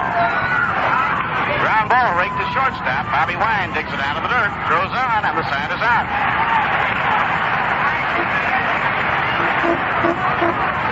6 perfect innings by Jim Bunning. He has set down 18 straight hitters, and at the end of 6, the score. The Phillies 6 and the New York Mets nothing. And now for Rheingold Extra Dry, and to follow the excitement of Jim Bunning's performance for you, Lindsey Nelson. All right, Bob, and fans, you know, when you come out to Shaye Stadium, the first thing you realize as you take your seat is that you're going to be comfortable. Escalators bring you right to your seats, and there's not a pillar or a post to mar your view. The spectacular Rheingold scoreboard tells you all you need to know about the game, and even shows pictures of the players for night games as they come to bat. And on that scoreboard, there's a pleasant reminder that makes Shaye the perfect place to watch a ball game. Rheingold is as good to your taste as it is to your thirst. Yes, sir, you've got it made at Shaye, your favorite team, all the latest comforts, and your favorite beer from that friendly neighborhood ballpark center. So wherever you are along the Rainbow Gold Beach, come on out to Shaye Stadium. We've got a great seat and a refreshing Rheingold Extra Dry just waiting for you.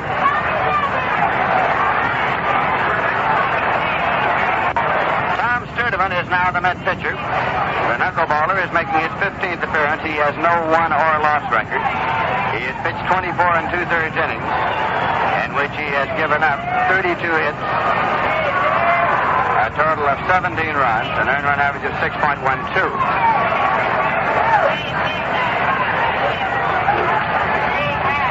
He will be facing John Hornstein, John Callison, and Ritchie Allen. 6 inning totals for the Philadelphia Phillies. 6 runs on 7 hits and no errors. For the Mets, no runs, no hits, no errors. This is the first game of a Sunday doubleheader. The Mets are off tomorrow, and then the Pittsburgh Pirates come in. On Tuesday night, Vernon Law will be the Pirate pitcher on Tuesday night, and possibly Carl Willie for the Mets.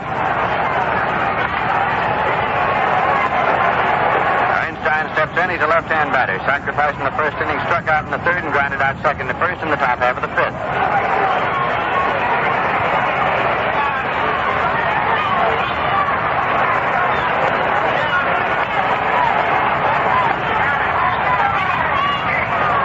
Sturdevant's pitch is in there for a call strike to Hornstein. Hornstein is being used interchangeably in the outfield and at first base. With Roy Sievers off to a slow start, Ernst's been a very valuable man on the squad for the Phillies. Here's the pitch low. It's 1-1.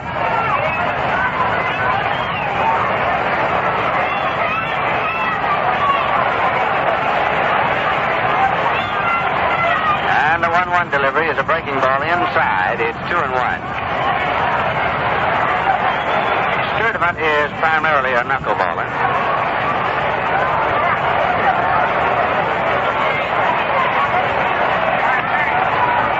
2-1 pitch is inside for a ball.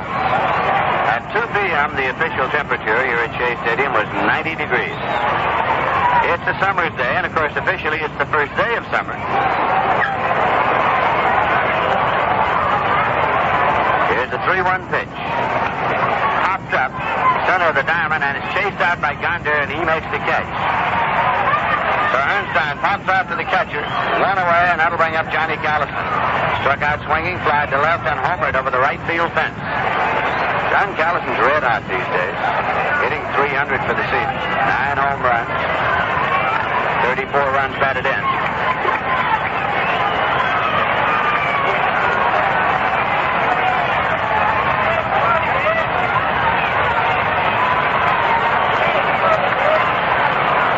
Sturdevant into the motion. Pitch is swung on and foul back at first on the ground, out of play. Strike 1 to Johnny Callison.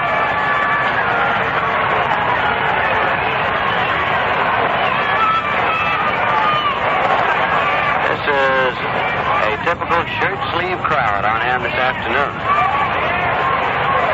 Having the fresh air and the sunshine.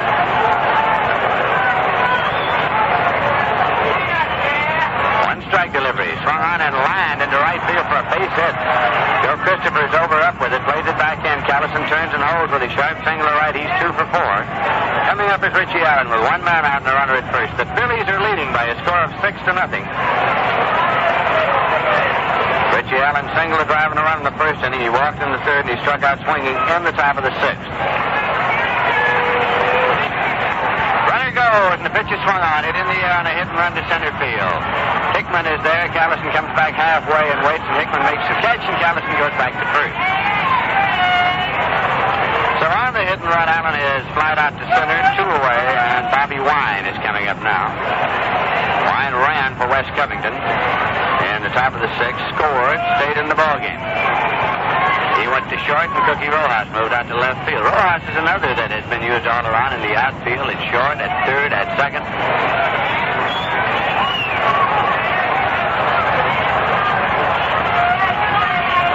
Callison takes the lead. Sturdevant's pitch hit in the air to center field. Jim Hickman comes in. He's there, and he puts it away. In the top of the seventh, no runs, 1 hit. No error at 1 left, and the score at the end of 6.5. The Phillies 6 and the Mets nothing. Well, you know, we really get a boot out of bringing the Mets games to you fans, and I like talking about Viceroy, too. There's nothing easier than telling folks about something you enjoy yourself. I'm telling you, I enjoy Viceroy. Viceroy's really got the taste that's right. You know why? Because Viceroy is scientifically made to taste the way you'd like a filter cigarette to taste.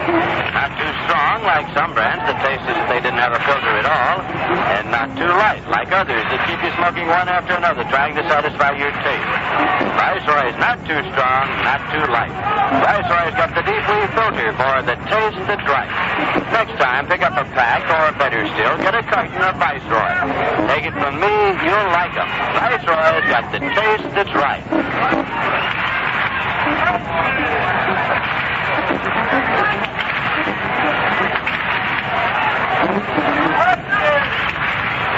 We'll be going here to the bottom half of the 7th inning. Through 6 innings, Jim Bunning not only has pitched a no-hitter, but he's pitched a perfect game to this point. The difference being, of course, a no-hitter is just what the name indicates. There are no hits, but a perfect game means that no runner has been on base by any means. Not an error committed behind Bunning, not a walk, not a hit batsman. So Jim Hickman is up now. He's been up twice and struck out both times. We're going to the bottom half of the 7th inning. Let fans watch some action. Bunning's pitch, and it's swung on and missed for strike 1. Ron Hunt is on deck.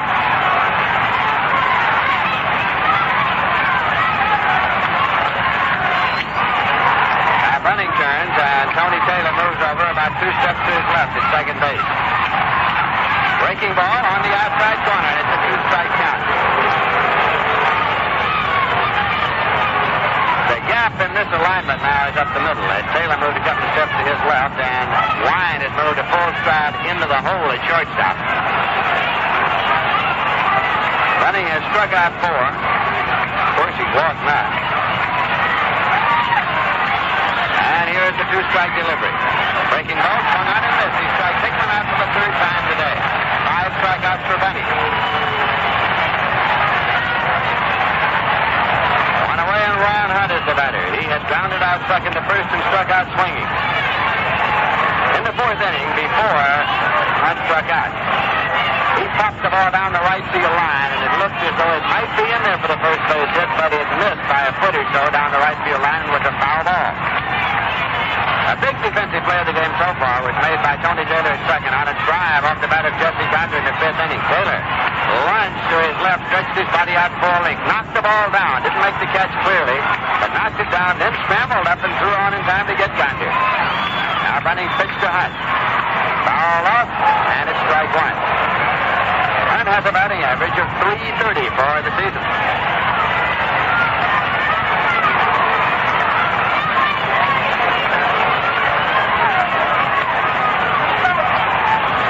Hot day, and of course, Jim Bunning has a 6-0 lead, but he is aware of the circumstances just as you are and just as we are, and for that reason, he'll keep firing down. And now, the strike 1 pitch to Hunt. Breaking ball hit on the ground to third. Ritchie Allen is up with it. He plays on the first in time, 2 away. Right now, we're going to step out for station identification. This is the New York Mets Baseball Network. 810 on your dial, WGY Schenectady, for all the Mets ball games. This is Lindsey Nelson with Ralph Kiner and Bob Murphy. Here at Shaye Stadium in New York as Ed Greenville comes up now for the Mets. He's been up twice. He popped to short. Popped out to the catcher. Bunning pitch is in there for a call strike as Greenville would take it. Matter of fact, he was moving back on the pitch to take it.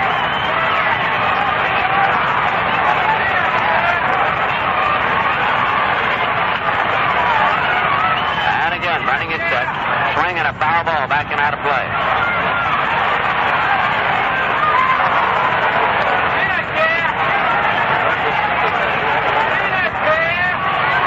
Bunning is out in front for the two-strike count.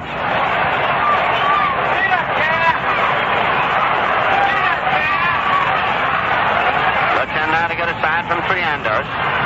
This is a two-strike delivery. Swung on and foul back as Greenville got enough of it to stay alive. Triandos now calls time and goes out to the mound. Ever wonder what goes on at a time like this? After Sandy Koufax pitched a no-hitter against the New York Mets in Los Angeles year before last, we had Sandy on the next day. For the telecast we were talking about, he said John Roseberry came out to him in the 8th inning and said, now be careful. Don't get anything in here too fat because we don't want to lose the no-hitter. Now here is the two-strike delivery, and it's outside for a ball. We point that out simply because every time one of these occasions arises, somebody writes in and says, you aren't supposed to mention a no-hitter. Well, it was a superstition many, many years ago that has gradually been disappearing. And here's the 1-2 pitch. Swung on and popped up foul back to the plate. Triandos gets rid of the mask. He's at the barrier, and he has no play. It's in the stands. So the count holds 1-2. Of course, like all superstitions, they're usually based on probability, and the probability of any man who is going for a no-hitter is that he won't get it, because there aren't many. And percentage-wise, the percentage always is that it'll be broken up at any time. So if you mention it and it is broken up, then there's always the thought that I see you jinxed him. Well, believe me, there's nothing we can say up here that'll affect anything happens on the field. You know, Lindsey, first of all, the ball players don't hear a word about what you say right here on the radio. There's a swing and a miss, and Greenville strikes out. Jim Bunning, as again, he sets the side down in order, and he has retired 21 consecutive batters. No runs, no hits, no errors, none left. And the score at the end of 7 full innings is the Phillies 6 and the Mets nothing. And, of course, the Pittsburgh Pirates are going to be coming in here on Tuesday night to play the New York Mets Tuesday night, Wednesday afternoon, Thursday afternoon. Right now, to bring us up to date on scores of other games around the majors, here's Ralph Kiner. Speaking of Pittsburgh, they are 1-1 with Chicago at the end of 7 innings. Jackson pitching for the Cubs against Bob Beal. That's the first of 2. And the first of 2 at Cincinnati, it's 1-1 at the end of 3. Koufax against Berkey, a home run by Howard in the second, with no one on base for the Dodgers. Houston at Milwaukee, the first of 2. The score 2-1 in favor of Milwaukee after 3 innings. Bob Bruce against Warren Spahn. Torrey a home run in the second with no one on. San Francisco scored 2 in the top of the first, but the Cardinals came back with 2 to tie it up at 2-2. Sanford against Simmons. In the American League, the Yankees and a home run by Elston Howard leads Chicago 1-0 after 2 innings. Bowden against Pizarro. That is the first of 2. Washington scheduled to Kansas City for 2. Boston and Baltimore. Baltimore leading 1-0 after 3. Wilson and Barber. Orsino a home run in the second with no one on. Detroit 3, Minnesota nothing after 1. Wickersham against Sigmund. Cleveland at Los Angeles. That game starting later on. And right here, it's the top of the 8th inning. The Phillies lead 6-0. And once more, here's Lindsey Nelson. Thank you very much, Ralph. It's Tony Taylor up now. And the pitch is low for a ball.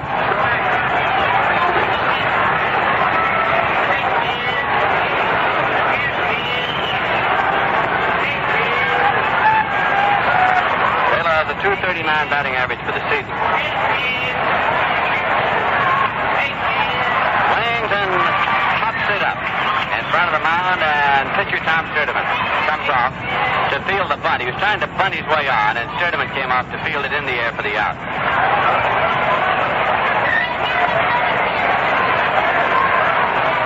So that'll bring up Cookie Rojas.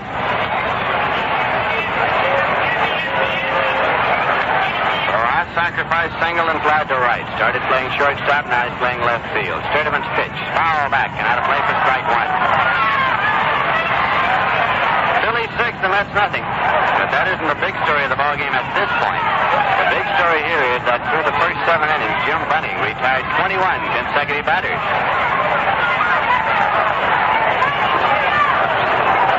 Breaking ball misses outside.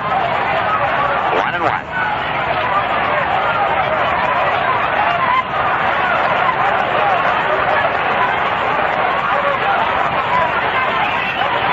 Rojas is a right-hand batter, and here's the 1-1 pitch. Swung on and foul back. Gonder gets rid of the mask. He's back out the screen, but this one is just over the screen in the second row, and then it takes a big bound back up in the crowd. It's 1-2.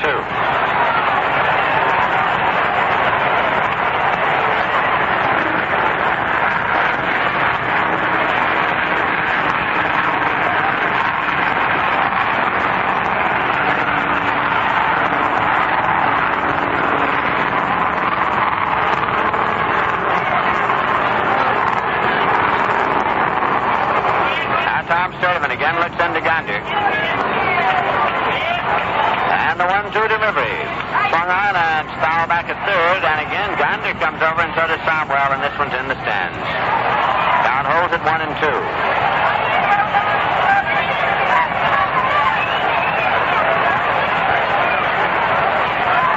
We're in the top half of the 8th inning. First game of a Sunday doubleheader.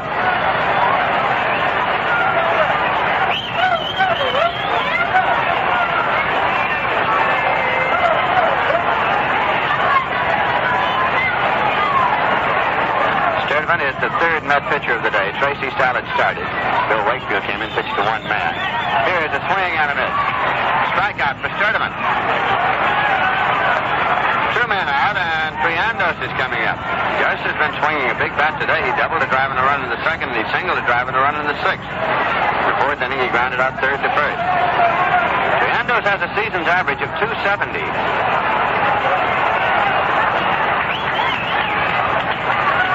He came over with Jim Bunning from the Detroit Tigers to the Phillies.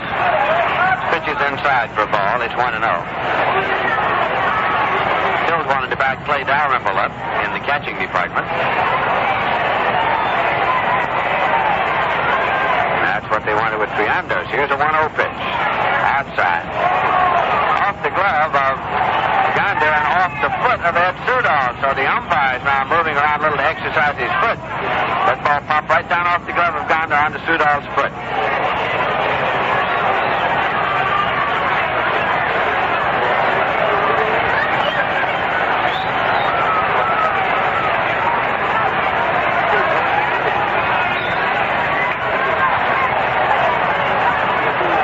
The count is 2 balls and no strikes. 2 men out and nobody on base. 2-0 delivery, and it's a call, strike 1. Jim Bunning is in the on-deck circle.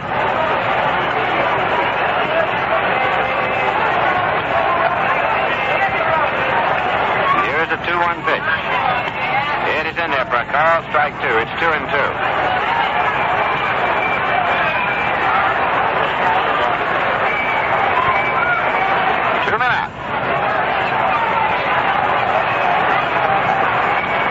And the 2-2 pitch. Swung on and missed, and Sturdevant gets another strikeout. Got 2 in the inning. Starts out in order. No runs, no hits, no errors, none left. And the score at the end of 7.5 innings is the Phillies 6 and the Mets nothing. And here's music to quench your thirst spot.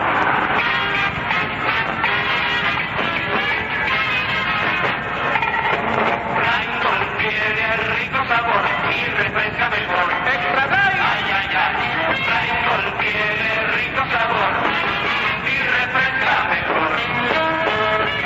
In any language, it's easy to understand why Rheingold is as good to your taste as it is to your thirst.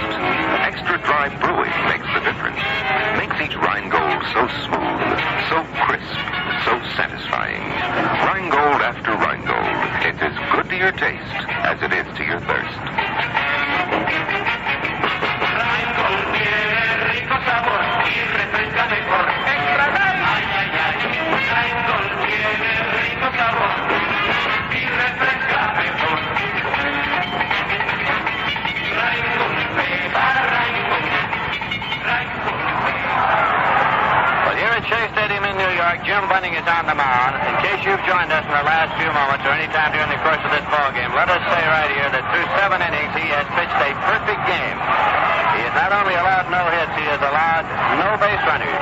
Joe Christopher's going to be up to lead off now for the Mets. The last time a regular season perfect game was pitched in the major leagues, it was 1922. On April 30th, C.C. Robertson of the White Sox against the Detroit Tigers. We mentioned that to tell you what Jim Bunning is shooting for. Now the pitch to the right-hand batter, Joe Christopher, and it is on the outside corner for a call, strike one.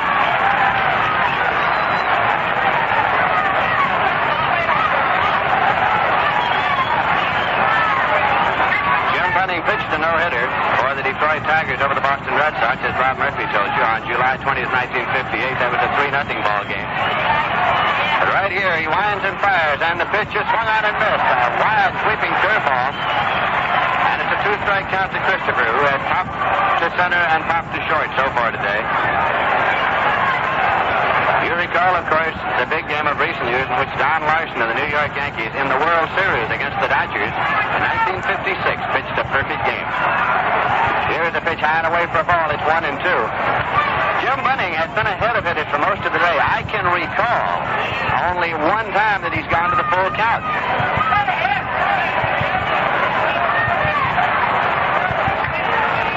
1-2 is the count now to Christopher. Breaking ball, swung on and missed. Struck him out. Strikeout number 6.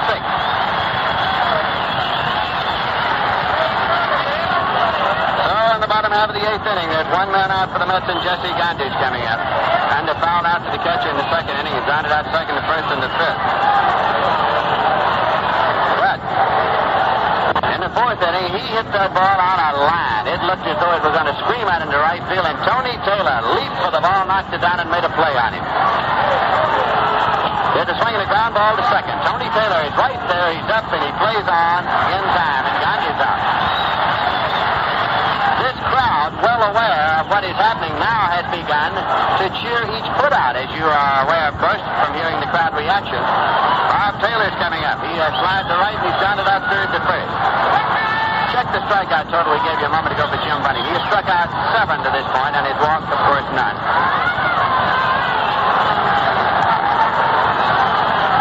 Taylor, who was a big hitting star yesterday, had 4 hits yesterday, including 2 home runs. He's up there as a right-hand batter, and the pitch is outside. He bluffs his throw to punt. That brought Ritchie Allen in a step or two.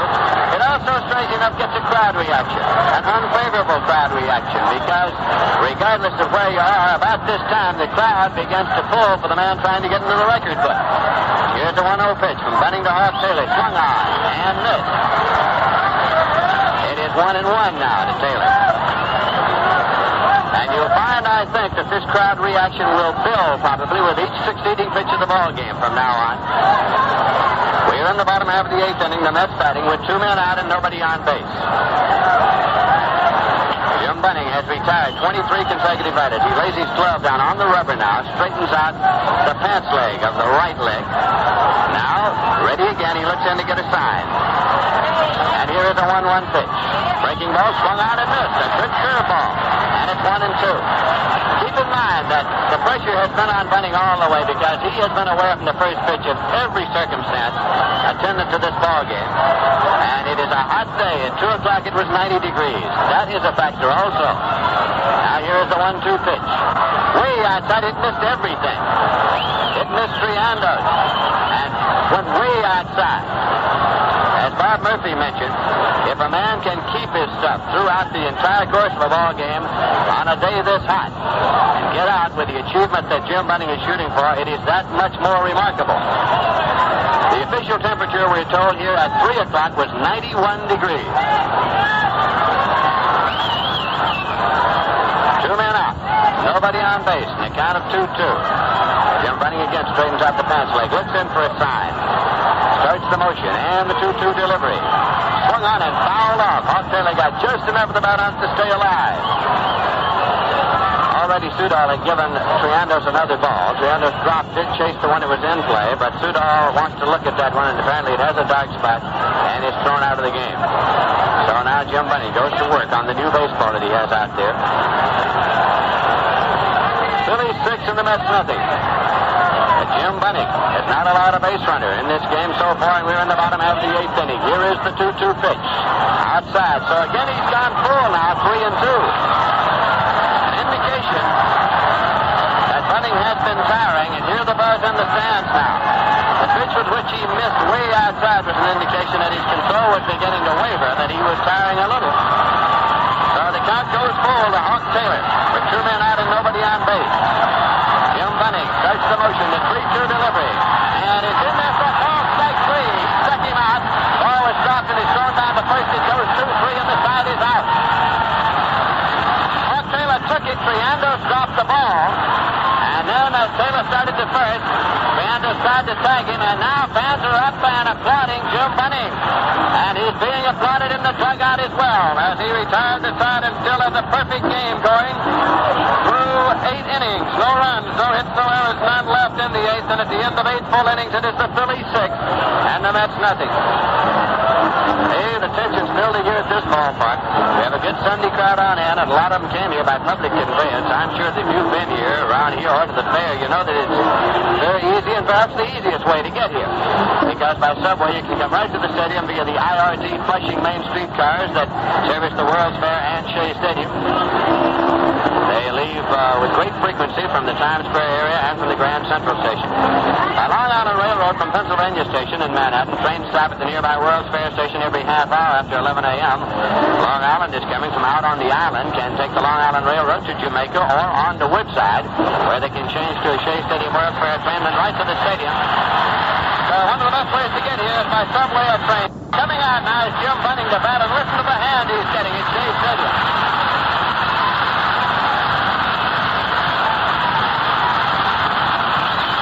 Jim Bunning is getting a hand as he comes out to bat here in the top half of the 9th inning.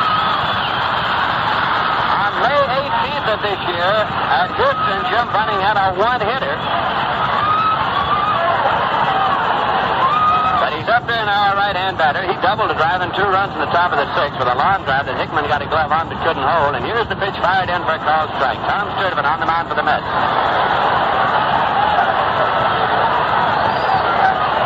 And again, Sturdevant's pitch, and it's high and away for a ball. Well, if you're around on the highway, on the beach, or wherever you may be listening to this ball game, stick around. Here's a 1-1 pitch. Swung on and hit in the air to right field. Christopher goes back, and he's there now, and he makes the catch. There's one away. John Briggs will be coming up. But again, a hand for Jim Bunning going back to the dugout. A hand because through 8 innings of this ball game, he has pitched perfect baseball. There has not been a perfect game pitched in regular season competition since it was done in the American League in 1922.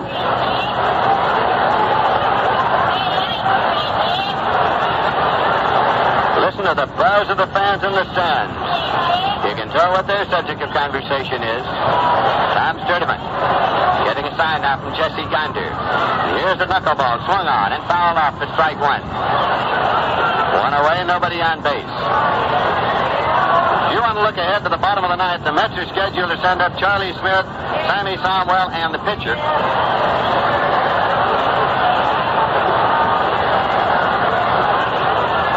Again, Sturdevant with the pitch, and it swung on and hit in the air foul down the left field line, on over in the seats and out of play. Somwell gave it a run to the barrier. It's a 2-strike count now to John Briggs.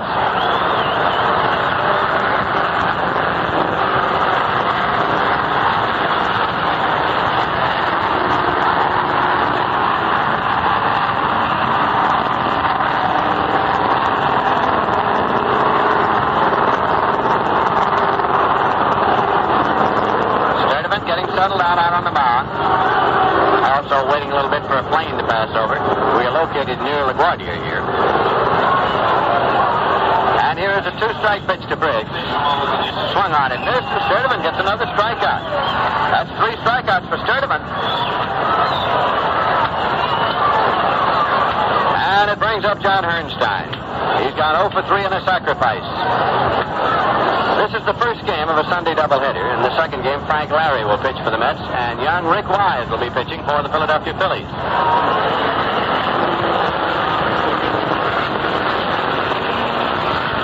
Sturdevant pauses to watch the plane fly overhead. And with it safely by, he looks for the sign. Now here's the pitch.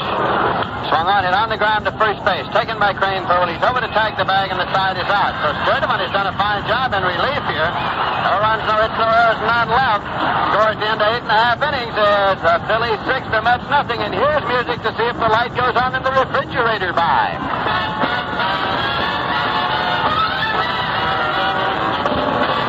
There's a lot of living being done, a lot of living and a lot of fun, where true real lovers meet.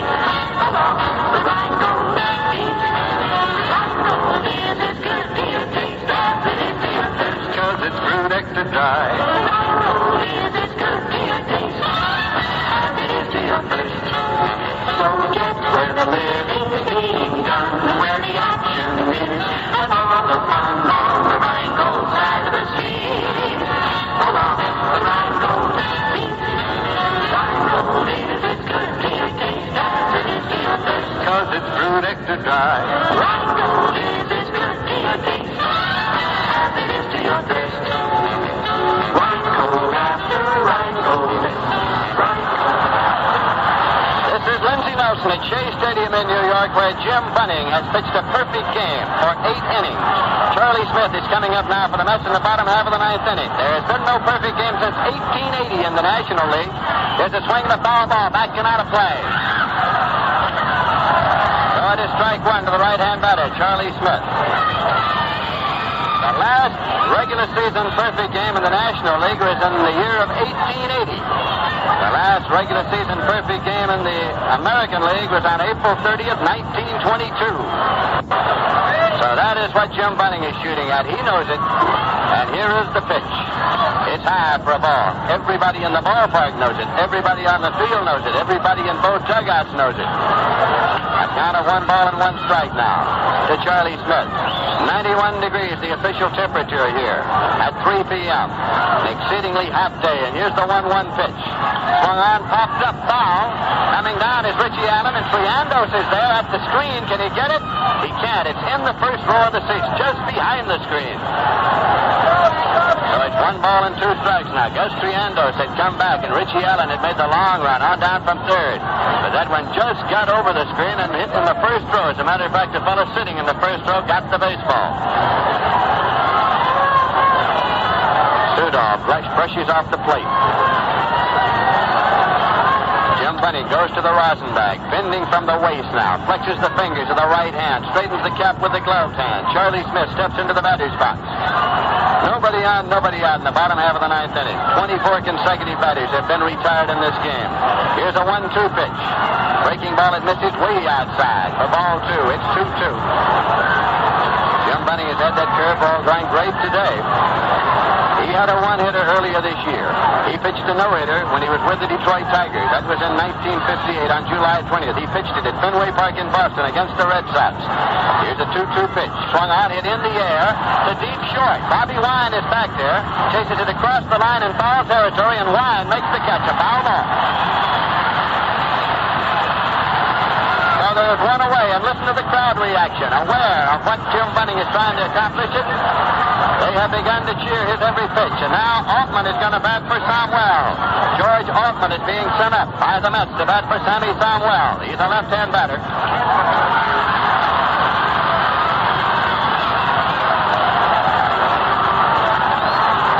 So now Altman steps in.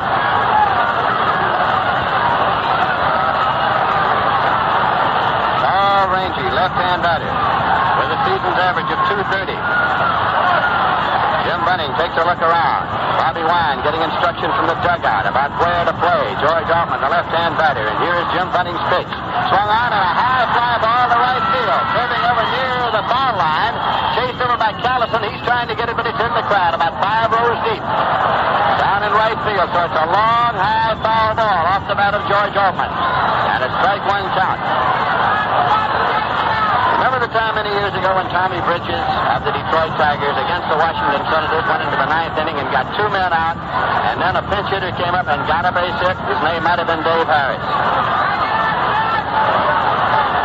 Of course, in the history of the game, there have been many dramatic moments like that.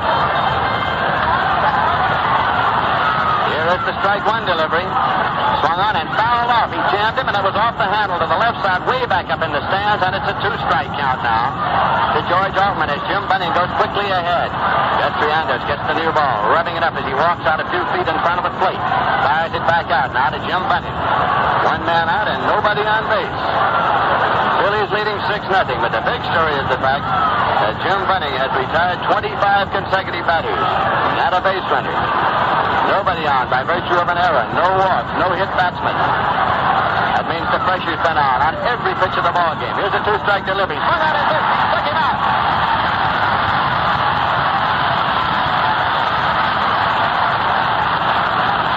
So now, Johnny Stevenson is going to bat for Tom Sturdevant.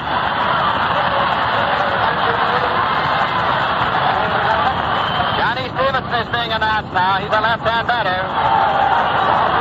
Jim Bunning walks around behind the mound, restless, unable to stay still, because he knows what is within his grasp now. Something that has not been done in a regular season National League game since 1880 and has not been done in the Major League since 1922. A perfect game. He starts the motion. Here's the pitch to John Stevenson. Swung on and missed for strike one. In this ball game, Jim Bunning has struck out 9, and of course he has walked 9. The crowd now riding on every pitch. Bunning smooths out a little dirt in front of the rubber. He goes to the rosin bag, toes the rubber, rubs the baseball off on his trouser leg. Now looks in to get a sign from Gus Triandos as it starts the no wind-up delivery. The strike one pitch is a breaking ball in there for a call, strike 2. It was a breaking ball, a sharp breaking curveball, and Johnny Stevenson watched it over. So now, again, Jim Bunning goes to the rosin bag. He's standing there on the mound, rubbing the baseball. One pitch away from a perfect game here at Shaye Stadium in New York. Again, rubs up his thumb on the trouser leg. Looks in to get the sign. The crowd is up all over the ballpark. They're standing. The 2-strike pitch. It's low for a ball. As Stevenson watched it over. All around this ballpark now. The fans are up and on their feet. As he started the motion, they started rising, and that's a sight to see. The count is 1 ball and 2 strikes. He went to the rosin bag again. Takes a deep breath. Now builds from the waist. Hands on his knees. Throws the rubber. Looks in for the side. Listen to the crowd. They're up all around. Here's a 1-2 pitch to Stevenson. Outside for a ball, and it's 2-2. Jim Bunning gets the ball now. Walks back behind the rubber again. Goes to the rosin bag. And a hot day at Shaye Stadium, the first day of summer. The pressure's been on him on every pitch of the ball game because he knows what he's trying to achieve. The 2-2 pitch. Oh, this! Struck him out. It's a perfect game. The Phillies face out of the dugout. As they grab Jim Bunning, the Phillies are all around Jim Bunning. He has pitched a perfect game. They're slapping him on the back all around. And now he is coming slowly on over toward the dugout.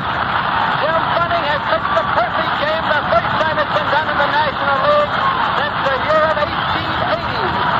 Bunning struck out. John Stevenson on the last pitch for his 10th strikeout of the game. And the Philadelphia Phillies have won it on a perfect game performance by Jim Bunning.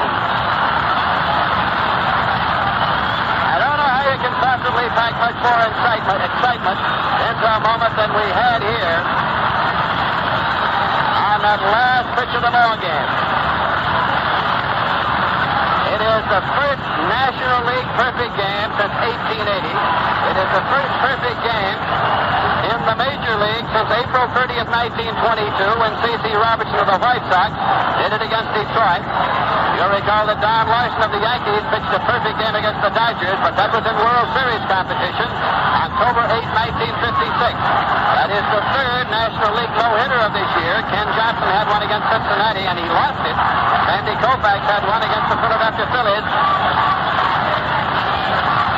That is the second no-hitter that's ever been pitched against the New York Mets. Sandy Koufax pitched one against the Mets on June 30th, 1962. The final totals of this ball game: the Philadelphia Phillies 6 runs on 8 hits and no errors. The New York Mets no runs on no hits and no errors. The fans are up and chanting, "We want Bunning." But I think they're going to get him because Ralph Kiner wants to talk to him down on the field on the television side, and he's going to be down to try to get him. Of course, the photographers have Bunning in the dugout right now. The wire turns. Here's Jim Bunning.